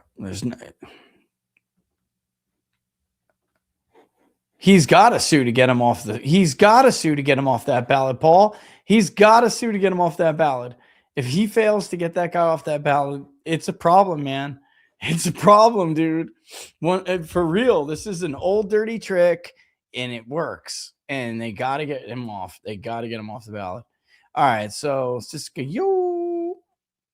Modoc, Trinity was in before. Shasta was in before. All right, so now all of California's filled in. We're going to sit at 51.36% for the next 2 weeks.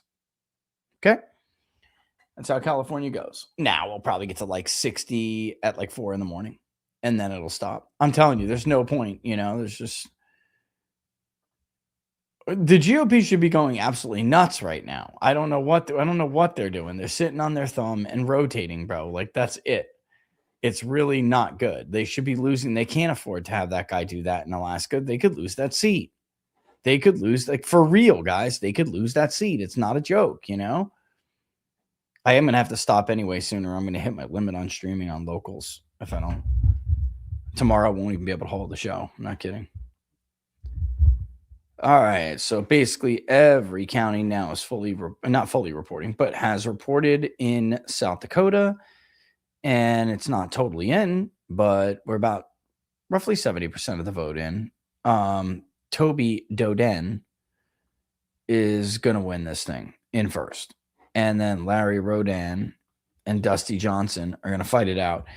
But Dusty's down about 2,000 votes, and it's not like there's a ton left. Pennington, sure, but they're close. They're all very close. Rodan is 300 votes ahead of Dusty Johnson. So, Toby Doden won Pennington County. So, Cottington County, which is where Watertown is, Toby Doden smacked the shit out of everybody. 12 points over there. Sioux Falls, which I'm not doing this one. Minnehaha. Yeah, it's a county that includes most of Sioux Falls. Dusty Johnson actually did win that. It's about 400 net vote gain on Toby Doden, but that's why they're holding off. There's a lot of vote left there. But even if you go from Dusty to Joe Hansen, which is in fourth, it's a 500 vote net. So, it's tough. Brown is almost halfway in rural county, but it's where Aberdeen is. And Dusty Johnson carried that, but it's like 70 votes over Toby. So, yeah, I don't know how much more it could really move. Meanwhile, Hilton's stretching out, trying to reach that 1-point edge while they wait for Los Angeles. Look at that, though. 59,000 votes difference, guys. Yep, 59,000 votes. It's big. It's a lot.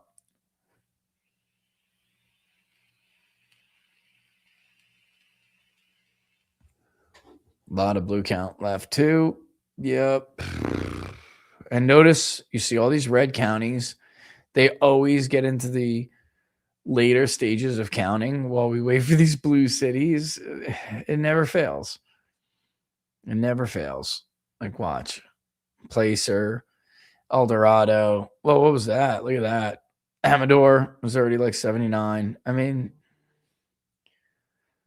yeah, that's the way it goes. Message check, message check. Holy crap, how many messages do I have? Dale, I mean, I don't know if Dale is listening at this moment, bro. You did what you could do. You know what I'm saying? They did what they could do, you know? Smoked. Absolutely smoked. Yeah, I mean those. Oh, Paul, I just saw your website thing. Yeah, I mean that's MagaCon Inc. That's what we call MagaCon Inc. Could he hold first place? No. Honestly, no. I'm just being real. There's going to be too much in Los Angeles. A lot. I keep forgetting I put the mayoral in there. Still hasn't moved. See what I mean? Really hasn't moved. I'm telling you, we're going to have to revisit this tomorrow. They just don't move after a while, guys. You see the red counties in the statewide will trickle in a little bit more, but as far as Los Angeles, they will count. They will count super slow, man. It's like super slow. All right, let me go to locals and see what I've missed. By the way, I haven't done any public advertising, only on YouTube. Maybe they looked at Ballotpedia. Yeah, I mean, people look at that stuff, you know. Maybe people see APAC Amy for who she is. Maybe my policies are better. Again, no public advertising for me. I still got a solid second place, which I was surprised. Imagine if I advertised. Yeah, I mean, I thought what you did was great, man. So today I read on X that 92-year-old Chuck Grassley is considering running for another term. Senate is hospice. Yeah. Grassley needs to hang it up, dude. And I love Chuck, man. I do. I mean, overall, as a guy, even though sometimes he can be pretty nasty, and ladies, watch your boot is. But I mean, he's a legend. But it's time to move on, man. We got to stop this shit now with this. Like, there comes a point where if I'm 92, do I want to, not even look at Mitch McConnell stroking out on camera. Like, is this how you want to spend your formative years? Is it? Trump probably felt his endorsement really put Paxton over the finish line and felt his endorsement was God, not realizing that Paxton didn't need his endorsement. I will not vote for anyone Trump endorsed now. I voted 5 times for him, counting in primaries. Yeah, I mean, look, Iowa's humiliation. Iowa's total humiliation for Trump. It's not. It is. That's just, like, supposedly his state. It's a big deal. It didn't help. And I am starting to think that there probably was a little bit of hubris that played a role in here. All of that talk, about how could I put it? All of these look at how Donald Trump is the undisputed king and blah, blah, blah. Whomever he endorses wins. I've said this as nicely as possible. When Trump's endorsement is in line with the base completely, then it is an enormously powerful tool, an enormously powerful instrument. When it's not, it's problematic. Like, you can even see here with Steve Hilton. There were a lot of people, guys, who really did like Chad. And Chad Bianco, he's a sheriff. He's done a lot on immigration. He's got bona fides. So, like, then you just have Steve Hilton, this Fox News personality, come out of nowhere, and Trump endorses him. And it's like, he could be really he could have gotten that check already, look, by the way, now you can see why I don't think that Hilton can stay in first place, right? It's a lot of vote left, guys. Look at that. And yeah, Becerra's winning it, but we'll see what happens here. There's some vote in Orange County. It's just Hilton is not winning it by as much as you would think. He's not. Fresno, there's vote left there, but I mean, just look at all the blue vote, guys. Look at how much is left. Even in Sacramento, that's interesting because I know that they're not that far off there. So that won't help them. That won't help Becerra as much as you might think. But you got San Diego, Orange County's got a bunch of vote left. It's too much, man. There's just too much. Hundreds and hundreds of thousands left in Los Angeles County. And that's 59,000 votes right there. It would be very, very hard. I mean, it's possible. It is possible. I wouldn't. I mean, a 1 point lead, which is about 40,000 votes. It's not enough when you consider this 59 net right there in Los Angeles alone. So, look at that. That's the early vote. That actually is good, though, for Hilton to suggest they'll probably do better in what remains in Los Angeles, but I'm not sure it's enough. 40,000? I don't know, man. It's nothing in California. It's just nothing. So many people. But again, look at how this state has changed over the last 12 years, particularly, in the Trump era, 10 years. Huge change. California was one of the few states, one of 4, I believe, that moved, and I believe it moved compared to the national swing more to the right than any other state. That, Nevada and North Carolina. Oh, yep. And then you have Florida, of course, but California's blue. So it's noteworthy when you see the country from 16 to 20, move 3.5 points to the left, and California move 5 points to the right,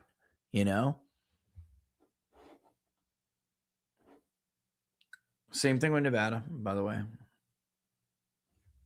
It moved to the right. I mean, to the left, less than the nation overall. And actually, that's right. That's what may make California stand out.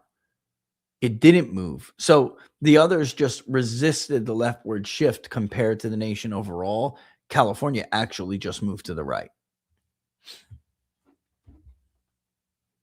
Could you imagine if Republicans somehow were to get? This is why I was always so, bullish and advocated for the Trump coalition and what ultimately became the Trump coalition in 24. Of course, when other pollsters were polling it and saying it wasn't real, there's no young people. That's not right. That's a mirage. A black vote is a mirage. The Hispanic vote's a mirage. It's all a mirage, right?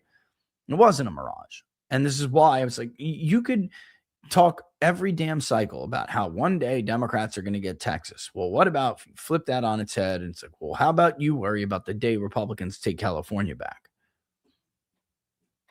It's over. It's over. The Electoral College is over. It's done. Done. Checkmate. And you're not going to do it by, arguing you got to throw everybody out. You're just not going to do it. And you can ultimately throw them out if you want to, but I'm saying it's not.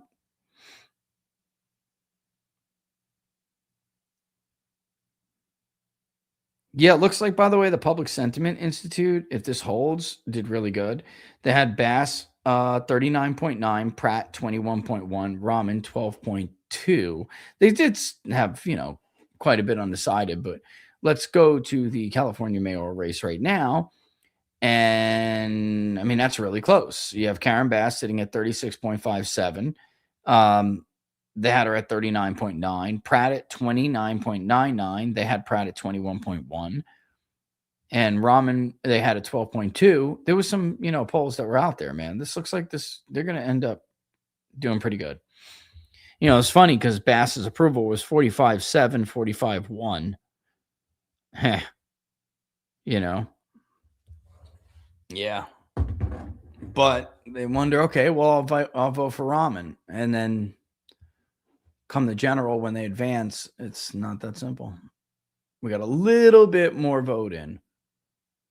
I don't think we're going to get any more calls for a while here, guys. I just don't think we're going to be able to. Although, I mean, I'm telling you, I think that it's almost assured.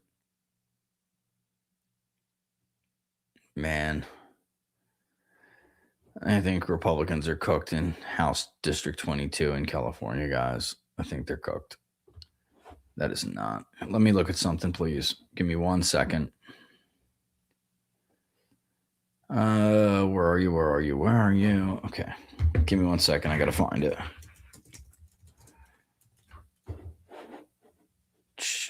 Yeah, here we go.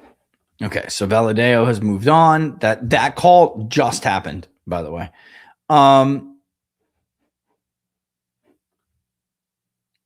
Republicans are done. Valadeo's done. He's done. He's finished. Yep, he's done. You guys see it? It's over. Valadeo's not. By the way, Trump impeacher. By the way, Valadeo, the what did they call him? The California GOP and the National Republican Congressional Committee. They called David Valadeo the ideal Republican candidate for California. Well, it was only a matter of time. All right, he's done. He's done. Democrats are sitting at 55+% of the vote. House 22 is Valadeo's finished. He will not survive in November. He will not survive.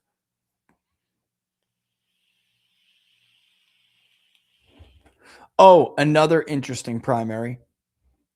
I don't know why they're not doing this. I don't know why they don't care about these primaries. They're not listed. House, when was it? Is it 6? Yes. So Kevin Kiley had to leave because they were going to have, he was done. He was just going to be finished. So he had to leave and he jumped on it as an independent, okay, even though he is the incumbent, an incumbent Republican. Funny story, too. Kevin is no fan of Donald Trump, yet they went golfing together and Donald Trump liked him, so he endorsed him. It looks like he'll probably finish, in the top here, but he's in deep trouble, too. I mean, the Democratic vote is about 55%. He is in deep, deep trouble. We'll see who the Democrat is who decides who is able to face him. It'll be or if Michael Stansfield doesn't somehow get into second place. I just don't know. Stansfield's not leading anywhere. Kiley's leading in placer. That's awful close though. And then you have Stansfield in second again, but he's in second to Pan. So what's left? 50.8. Oof, damn, that's going to be close. Holy crap, that's going to be close. They're both about 800 votes away on each more 700, 800. It's going to be close, really close. This is 400 roughly. Let's call it 380, something like that. And then 386. Wow, that's close, guys. Number 2 will be, this is interesting. This is another watch list race. Okay. Because this will help determine the House 100%. If Republicans can get, both Stansfield and Kiley in the top 2, that would be a real burner for Democrats. That would really suck. They're counting on that district. That would really, really suck for them. I don't think we have to look at that anymore. I think it's basically cooked. The California, Los Angeles mayor race. It's going to move very slow. And Hilton's still holding on to a small lead here. 300,000 votes for Tom Steyer to make that up. You're talking about I don't even think it's possible. He's just not doing good enough in Los Angeles. He's got a couple. The reason why they're holding off is because he does have a couple of counties where he's leading, but man, none of them seem to be providing anywhere near the margin that he needs. There was one though where he was ahead of Steyer pretty significantly. I mean, ahead of Hilton pretty. No, that's not it. Was it Sacramento? No, it wasn't. No. So yeah, I just don't see how Steyer does it, dude. I just don't see where he's going to get that from. Yeah, that's not going to happen. It's just not. Looks a lot closer than it is. And in order for Steyer to catch up, he would have to do better in Los Angeles. The vote in the Bay Area is just Not enough. Frankly, Hilton's doing too well in Sacramento to catch up. We're being awfully slow tonight on what we're willing to say. I don't know why that is when you have such a clear picture.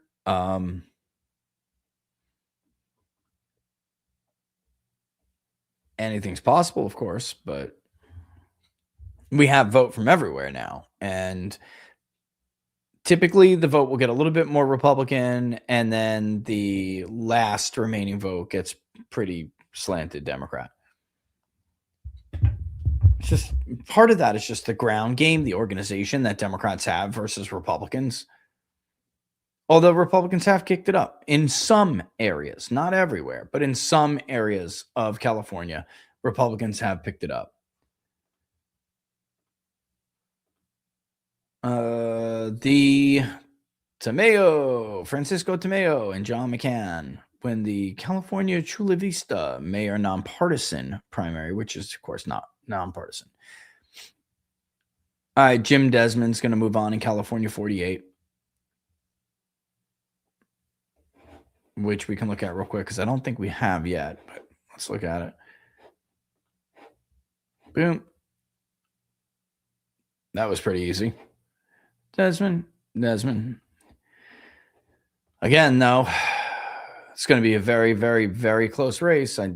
Democrats clearly have a majority of the vote when you add it all together. Republicans are just shy. It's looking like a 51 to 49, 52 to 48 race. Very close race. Some of these California districts for a while have actually, now this is a new map, but they have been, close fights, drag out fights for a long time.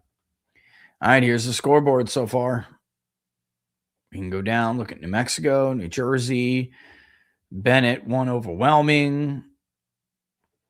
Murphy, New Jersey Senate, although the turnout was terrible. 7 will be tough. This has been an absent Republican congressman, so Rebecca Bennett will go on to face him. He has done nothing. He has some kind of medical condition. Nobody knows, but he claims that he will be available to serve come the next election, the next session. I don't know. I mean, that's up to his constituents to demand, but amazingly, he's been able to float under the radar here. And then Montana House 1 is also an interesting race. Again, Montana was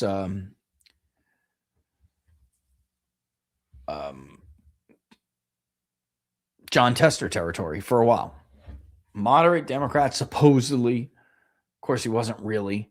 Moderate Democrat who would win that district as Trump won it. And Republicans would barely be able to. They just ran so far behind Trump and that shit. Even winning, even though Tester lost re-election, he still won that district with Trump.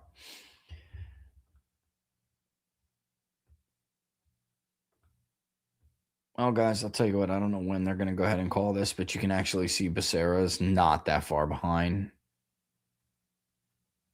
He's literally 40, just about 40,000 votes behind,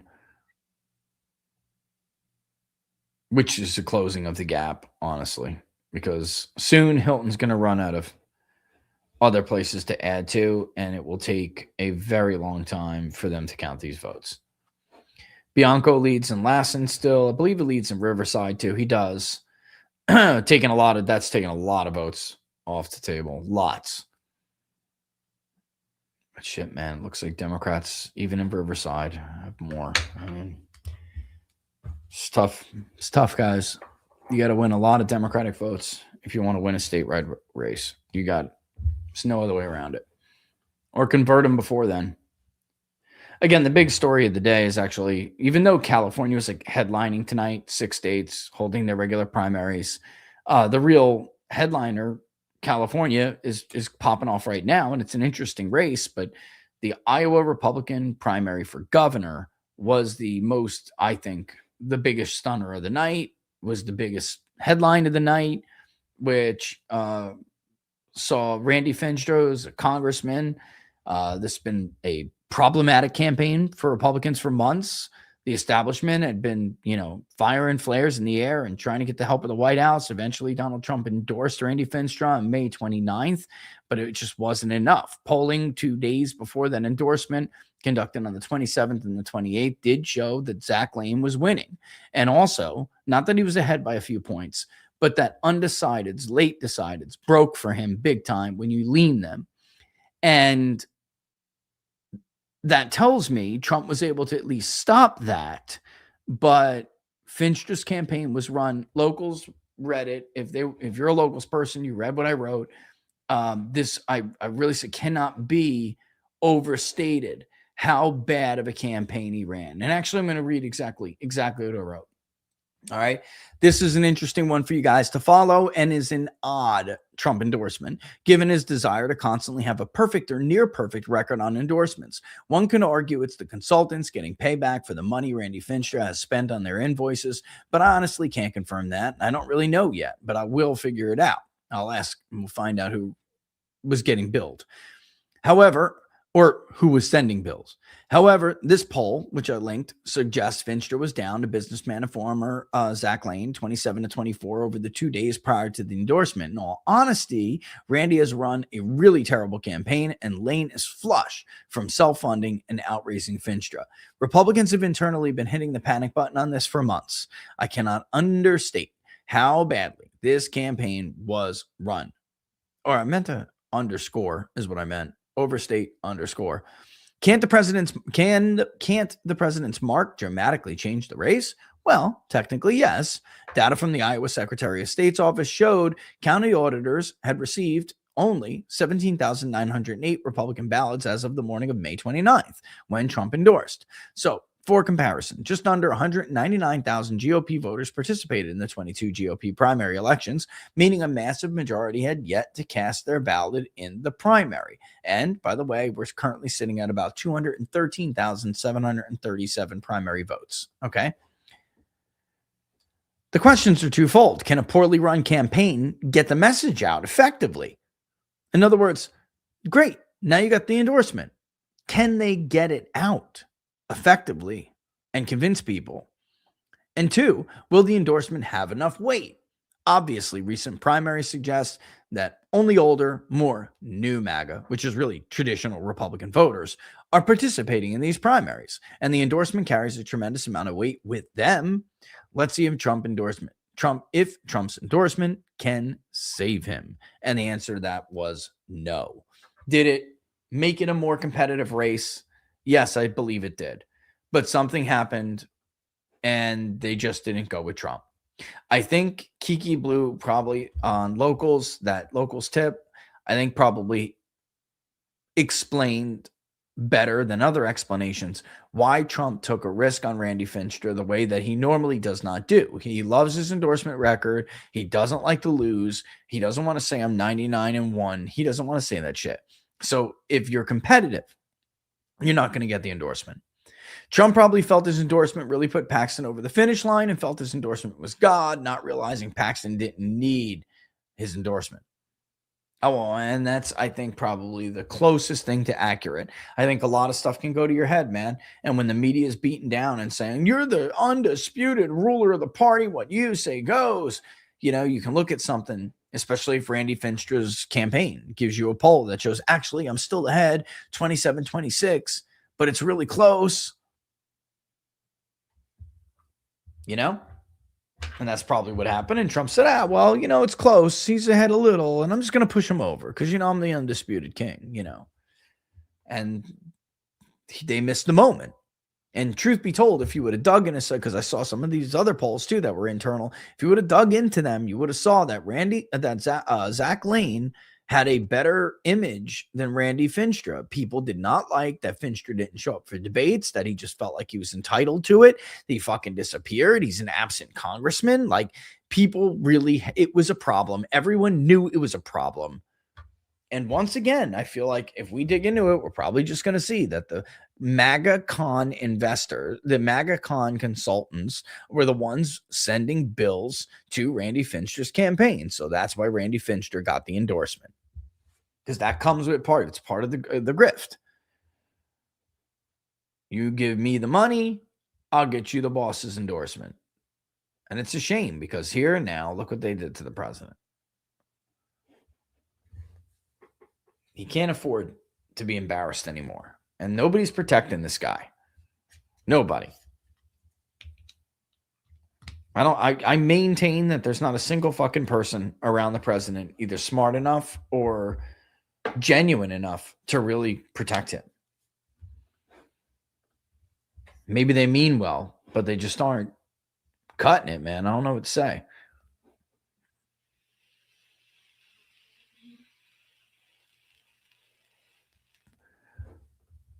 All right, see, we're already down now to 35,000 votes. That's just going to keep happening as some of these big urban areas come in. That's just going to keep happening, guys. I will say this, though. I really don't see how Tom Steyer is going to catch up. So, we can probably go back to this now. Yeah. And we can, let's go Zach up there the whole time. Yeah, Zach won. I didn't even realize it. I was looking at the stuff. Let's go through some of these. I got through all the tips on locals. Trump betrayed, broke democracy, not just the GOP. Trump's betrayal broke democracy, not just the GOP. Yeah, I mean, Iowa is not the state fucking around with like that. It's not. Why don't some do. Some do. Some don't. Most don't. Nobody wants to be told they're not as smart. They're not the smartest person in the room. That's what it comes down to. And in fact, something like this even happened at the highest levels right now. And the person who said, this guy is right, we have to listen to him, is now taking a bunch of shit because they didn't listen. And I was right. And now it's like he believed me. And now he's getting shit rolling downhill because nobody wants to look at the guy who was right every day. It gets annoying.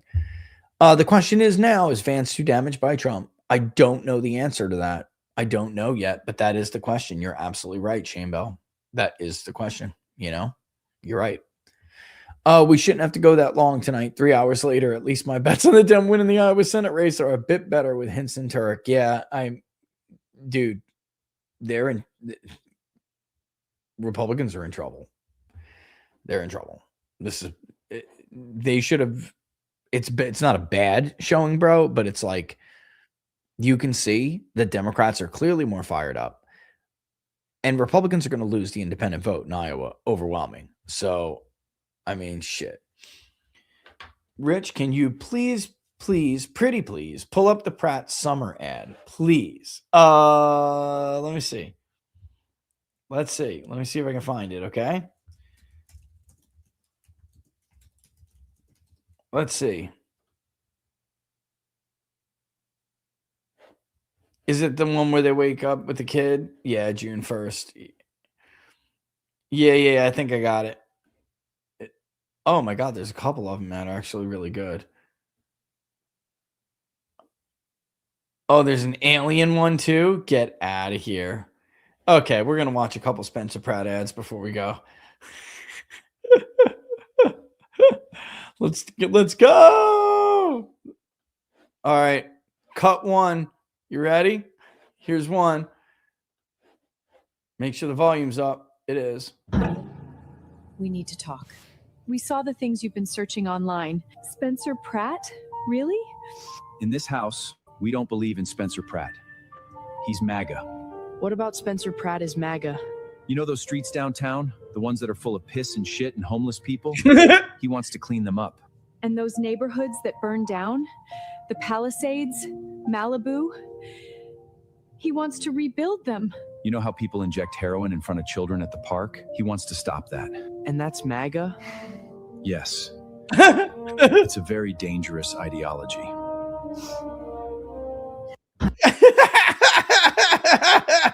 That's so awesome.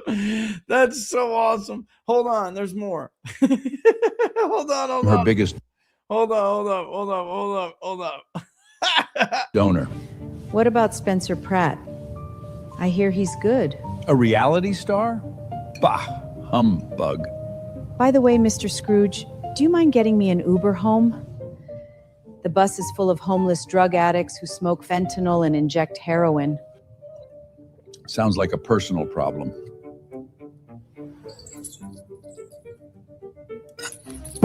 Jacob Marley? My former business partner? But you're dead! I supported California Democrats when I was alive, and now I've been condemned to walk the earth in chains. You will be haunted by 3 spirits.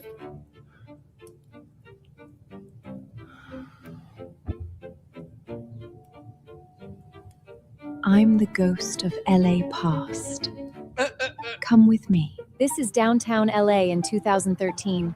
Wonderful, right? No hordes of homeless people pissing and shitting everywhere. Look, there's Bob Cratchit, the clerk at your store. He bought a condo and started a family. That's his son, Tiny Tim. This is MacArthur Park. Families having fun. Not worried about stepping on heroin needles. Palisades. The neighborhood isn't burnt down. And the reservoirs are full, not empty. I must leave you now.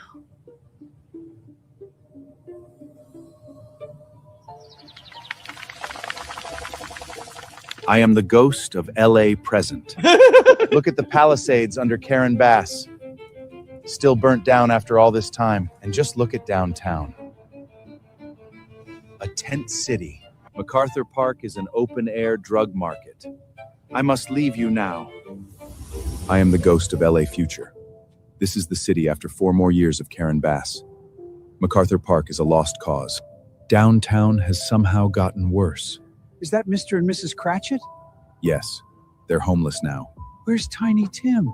Tiny Tim is dead, stabbed to death by a homeless man. No. Oh my God. This is so fucking good. I'm the ghost of LA Pratt. This is LA after 8 years of Mayor Spencer Pratt. Kids can actually play at the park. The Palisades. Rebuilt. What about Tiny Tim? Is he alive? Nah, Yes. still dead. He goes to UCLA. Oh, What day is it? It's Tuesday. Election day. There's still time? There's still time. Time for what, Mr. Scrooge?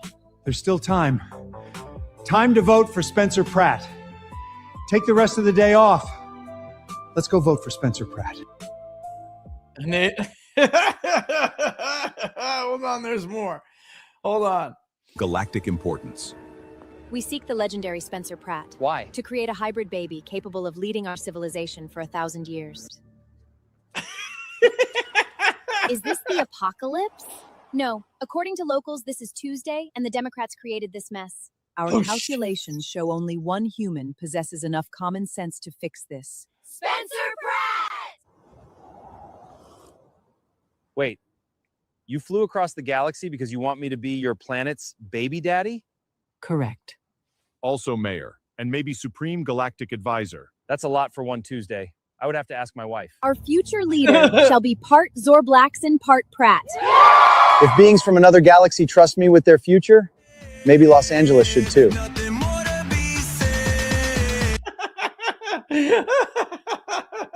Come on, man. That's so good. I don't know if I got the one you wanted, but that's the one I saw. Have you guys seen? You guys know the summer one? Am I missing it? Is there if there was a link or something, I would grab it. Wow, lots of comments here. Let me go all the way to the bottom. See if I can get a new one here. Isn't that good? It's good stuff, right? I'll see if I can come across some other ones. Boom. What's this? How do you feel about Republican turnout in Cali? It seems good. It does. It seems pretty good. I'm telling you, I mean, you got the Ken Calvert race. If Young Kim hangs in second, that's a guaranteed to keep House 40. And then, because Valadeo's done, he's done. What? It does seem good. I've seen this with LA before, and that's why I'm very reluctant to say, like, Hilton will stay in first. I'm looking at vote outstanding, and they put up about as much as they could put up, We'll see. I mean, look, we're now down. Yeah. See, you can't, they hang out, they wait, and they get within striking. They want to know how much they need, and then they dump, and it's like it's going to be hard for Hilton to stay in first. Very hard. It's a lot of vote out there, man. And Becerra's like, look at that. 53,000. No, 63,000. It's a lot, man. That's just LA too. So we'll see. But yeah, they did good. But at some point, you're gonna have to break into other demographics, otherwise just unfortunately it's not gonna be enough. Graham's internal pollster has called me 3 times the last 2 weeks for the last month. Is this a sign he's scared, or I'm just part of a tracking poll? You're part of a tracking poll. They I don't know if you have been, I'm not going to ask you, it's all right, like whoever you've been voting for, they probably tagged you as a key demographic and they're seeing if you're changing your mind. It depends. It's a regular poll that doesn't like give you a bullshit question, right? Like a push or anything, because otherwise they could have tagged you as somebody persuadable, and they keep giving you push polls disguised as real polls to try to convince you to vote. But most of the time when that happens, you're part of a tracking poll. Yeah. Is that it? Yeah, we did. We got through it all. I mean, if I don't stop now, guys, I know California is going to keep going for a while. And if I don't stop now, I'm going to hit my stream limit tomorrow. And that's going to suck because we're going to have a lot more to talk about tomorrow, Yeah.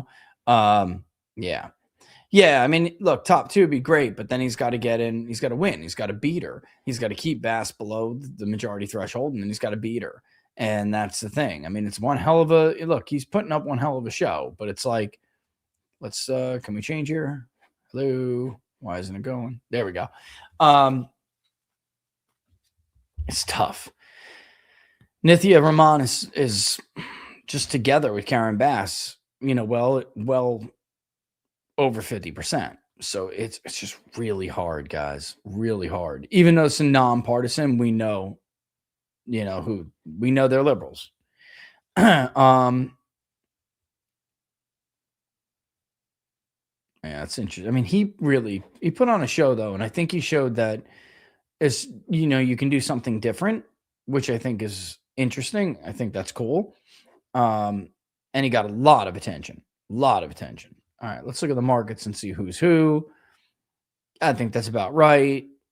Javier Becerra is definitely the one that you would put your money on to make sure he's going to get in.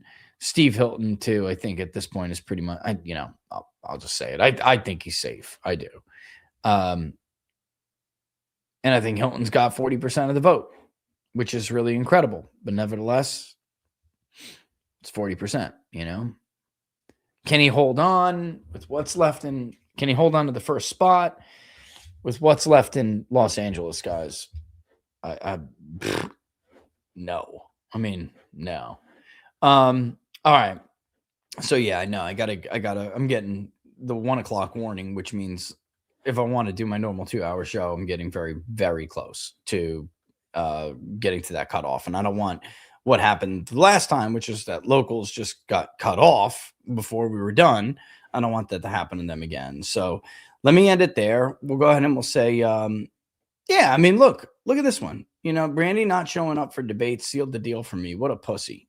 I mean, dude, who do you think you are? Just not coming to debates. Like, what are you thinking? Like that, no matter who you support, we absolutely should not be okay with these politicians that don't show up for these debates. I mean, we saw this in Kentucky as well. And without Trump's, allies, AIPAC allies spending $32 million, they wouldn't have gotten Massey. I mean, it's just not enough. You can't do that everywhere, though. You can't. And Zach Lane had money to fund himself. And just look at what the damage he did. It's all over the Des Moines and Cedar Rapids media markets. I mean, you could see it clear as day. Look at it. Watch. Look at that. So even though, I mean, this is pure, kind of traditional Republican country, this is Trump country. Republicans don't do well in these counties. But you could see they went with Finstra because Trump said to. That's the difference Trump made. But Zach Lane was smart, and he went around the Trump coalition, and he said, you know what? Not all of the Trump coalition is like Donald Trump D-riders. They're not. And he hit the Des Moines media market. He hit the Cedar Rapids. He was really smart and obviously competed for the evangelical vote. Yes, he lost Woodbury, which is a lot of evangelicals there. That would be not cultural evangelicals, more of the, what's that loser guy who kept being called Kingmaker, and, he endorsed Ron DeSantis and Trump humiliated him. That's that kind of traditional evangelical. But to the north and farther up by Lyon, that's in Sioux itself. We have Robert and I, even though Finster won Sioux, look, he didn't win it like he won Woodbury. And that's like the more what we call the cultural evangelicals. They're evangelicals, but they're not all Zionists, and they're younger and they have different views, certainly more moderate too. When it comes to certain things, they have more moderate views than, the evangelicals of old that propelled George W. Bush ahead of John McCain and propelled Ted Cruz ahead of, even though Ted Cruz pulled the dirty trick, with Ben Carson. That's how he beat Donald Trump. Otherwise, Trump would have beat him in 2016. He would have. But nevertheless, he pulled it, and he had evangelical ground game and grassroots, and it worked. This was brilliant. What Zach Lane did here tonight was brilliant. And he dealt the president an embarrassing loss. He did. And nobody will talk about it because they're pussies and they're too afraid. But that is what happened. I mean, this was a brilliant map. And then you can see how it's like checkered. And he said, all right, I'm going to take these media markets. I'm going to push out. And that's how we're going to do this. And then he targeted places like Lyon. He targeted Plymouth. He targeted Cherokee. He obviously even targeted Sioux itself. He didn't do that bad there. And he said, if I just keep those margins down and I take these major media markets, I can still win. And he did. That's what he did. And very clearly, the Republican electorate's pissed and sour right now. And they're basically tired of people like Finstro who are like, oh, just give it to me because, I'm due or something, it was bound to backfire at some point, and it was bound to not work. Wasn't going to sell. Iowa, again, the quintessential pivot state, the most pivot counties out of any state in the country, 31 pivot counties, 31. Alamaki, Boone, Bremer, Buchanan, Cedar, Cerro Gordo, Chickasaw, Clark, Clayton, Clinton, Des Moines, Dubuque, Fayette, Floyd, Howard, Jackson, Jasper, Jefferson, Jones, Lee, Louisa, Marshall, Mitchell, Muscatine, Poweshiek, I think it's called, Tama, Union, Wapella, Webster, Wenatchee, Worth. And there's no other state in the country that has that many. So, you take it for granted at your own risk. Randy Finster took it for granted. Republicans are taking it for granted. Barack Obama and Democrats took it for granted. And now here we are. Full circle. All right, let me get going. Don't forget, if you like the videos, to like them and to share them far and wide. Of course, we're everywhere. Don't forget to follow us on X and the gram at @peoples_pundit. It could just be @peoplespundit on Truth and Getter. But of course, the best place to follow is right here on Locals. peoplespundit.locals.com, peoplespundit.locals.com. On the tube, everywhere, subscribe. Don't forget, hit that little like button. We love you for it. Thanks so much, as always, for the super chats, the stickers, the Rumble rants, the Locals tips, the Rumble wallet tips, all of that. We really do appreciate your support from all that stuff, and we love you for it. Links in the description to Burn It Down if you haven't gotten it. Went on a bit of a tear again today about the generational thing. People just don't get it. I grabbed that short. I sent it out because that short is the conversation. I mean, this is primary season and that's fun and everything, but general elections are what win elections, and that's how you dictate policy. And if you can't win a general election, none of it fucking means anything, does it? All right. And my point is, you don't have to compromise your principles to win general elections if you're on the right. In fact, it's the opposite. You really just have to do what you said you were going to do. It's honestly a cherry situation. I don't understand what the holdup is. Anyway, it's obviously much more complicated than that. But yeah, that link's in the description as well. All right, so we'll revisit California tomorrow. We'll take one more look at it here before we go. Hilton is in the lead by just under a point. But there still is a lot of vote in Los Angeles County, Monterey, and other places. Sacramento, though, where Hilton's actually doing pretty good compared to Steyer. So, as far as whether or not he could fall in the second place, that's very, very tough to see at this point. Steyer's simply not doing good enough anywhere for me to really entertain that at this point. The only question is whether Javier Becerra will finish in first, and I think the answer is that he will once these votes are counted, although Steve put up a hell of a fight here. He did. Now, the only way Steyer could do something here is if Steve Hilton totally collapses outside of the initial early vote in Los Angeles, and I can't even imagine that happening. Doing worse, I guess, yeah, but typically until we get to those late arriving ballots and the carrying ballots, we're not there. And I mean, Steve Hilton has currently a 300,000 vote lead on Tom Steyer. That is a significant lead with 4.2 over million counted already. We're probably going to get somewhere in the neighborhood of 8 million. And that's a lot, man, to expect, to net over 300,000 votes out of what's outstanding, because you can see what's remaining here. Yes, there's a lot of blue. And of course, the 4 biggest areas remaining, 2 are blue, 2 are red, actually, because San Diego, yeah, and orange.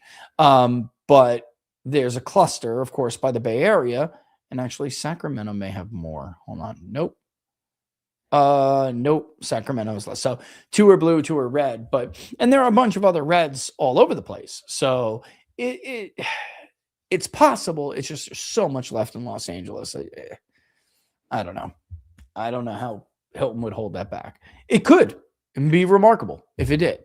But the problem that Hilton does have too is that some of this vote, like in Riverside, Bianco's winning it, and it's just not doing good enough to like net another 30 or something like that, which would help push back what Becerra is going to net overall in another 400,000, 800,000 he's got, right? There's about this over that counted now. Netted Javier 63,000. So he's going to net at least another 55,000 out of Los Angeles, at least.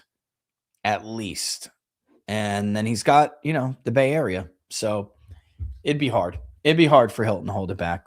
Not impossible, but very difficult. All right. So with that, I'm going to get out of here. I hope you guys have a great rest of the night. Again, thank you for all your tips, super chats, rumble rants, all that stuff. I'll see you guys tomorrow, and we'll go over what's left. We'll go over the wreckage once it is all done. Sound like a plan? All right, guys, I'm going to get out of here. Have a great rest of your night. Sleep tight. You know the deal. Don't let the bed bugs bite. I won't, because I got dynamite. That's what we say with our kids. All right, later, guys. Scanner's on the screen. Scan it.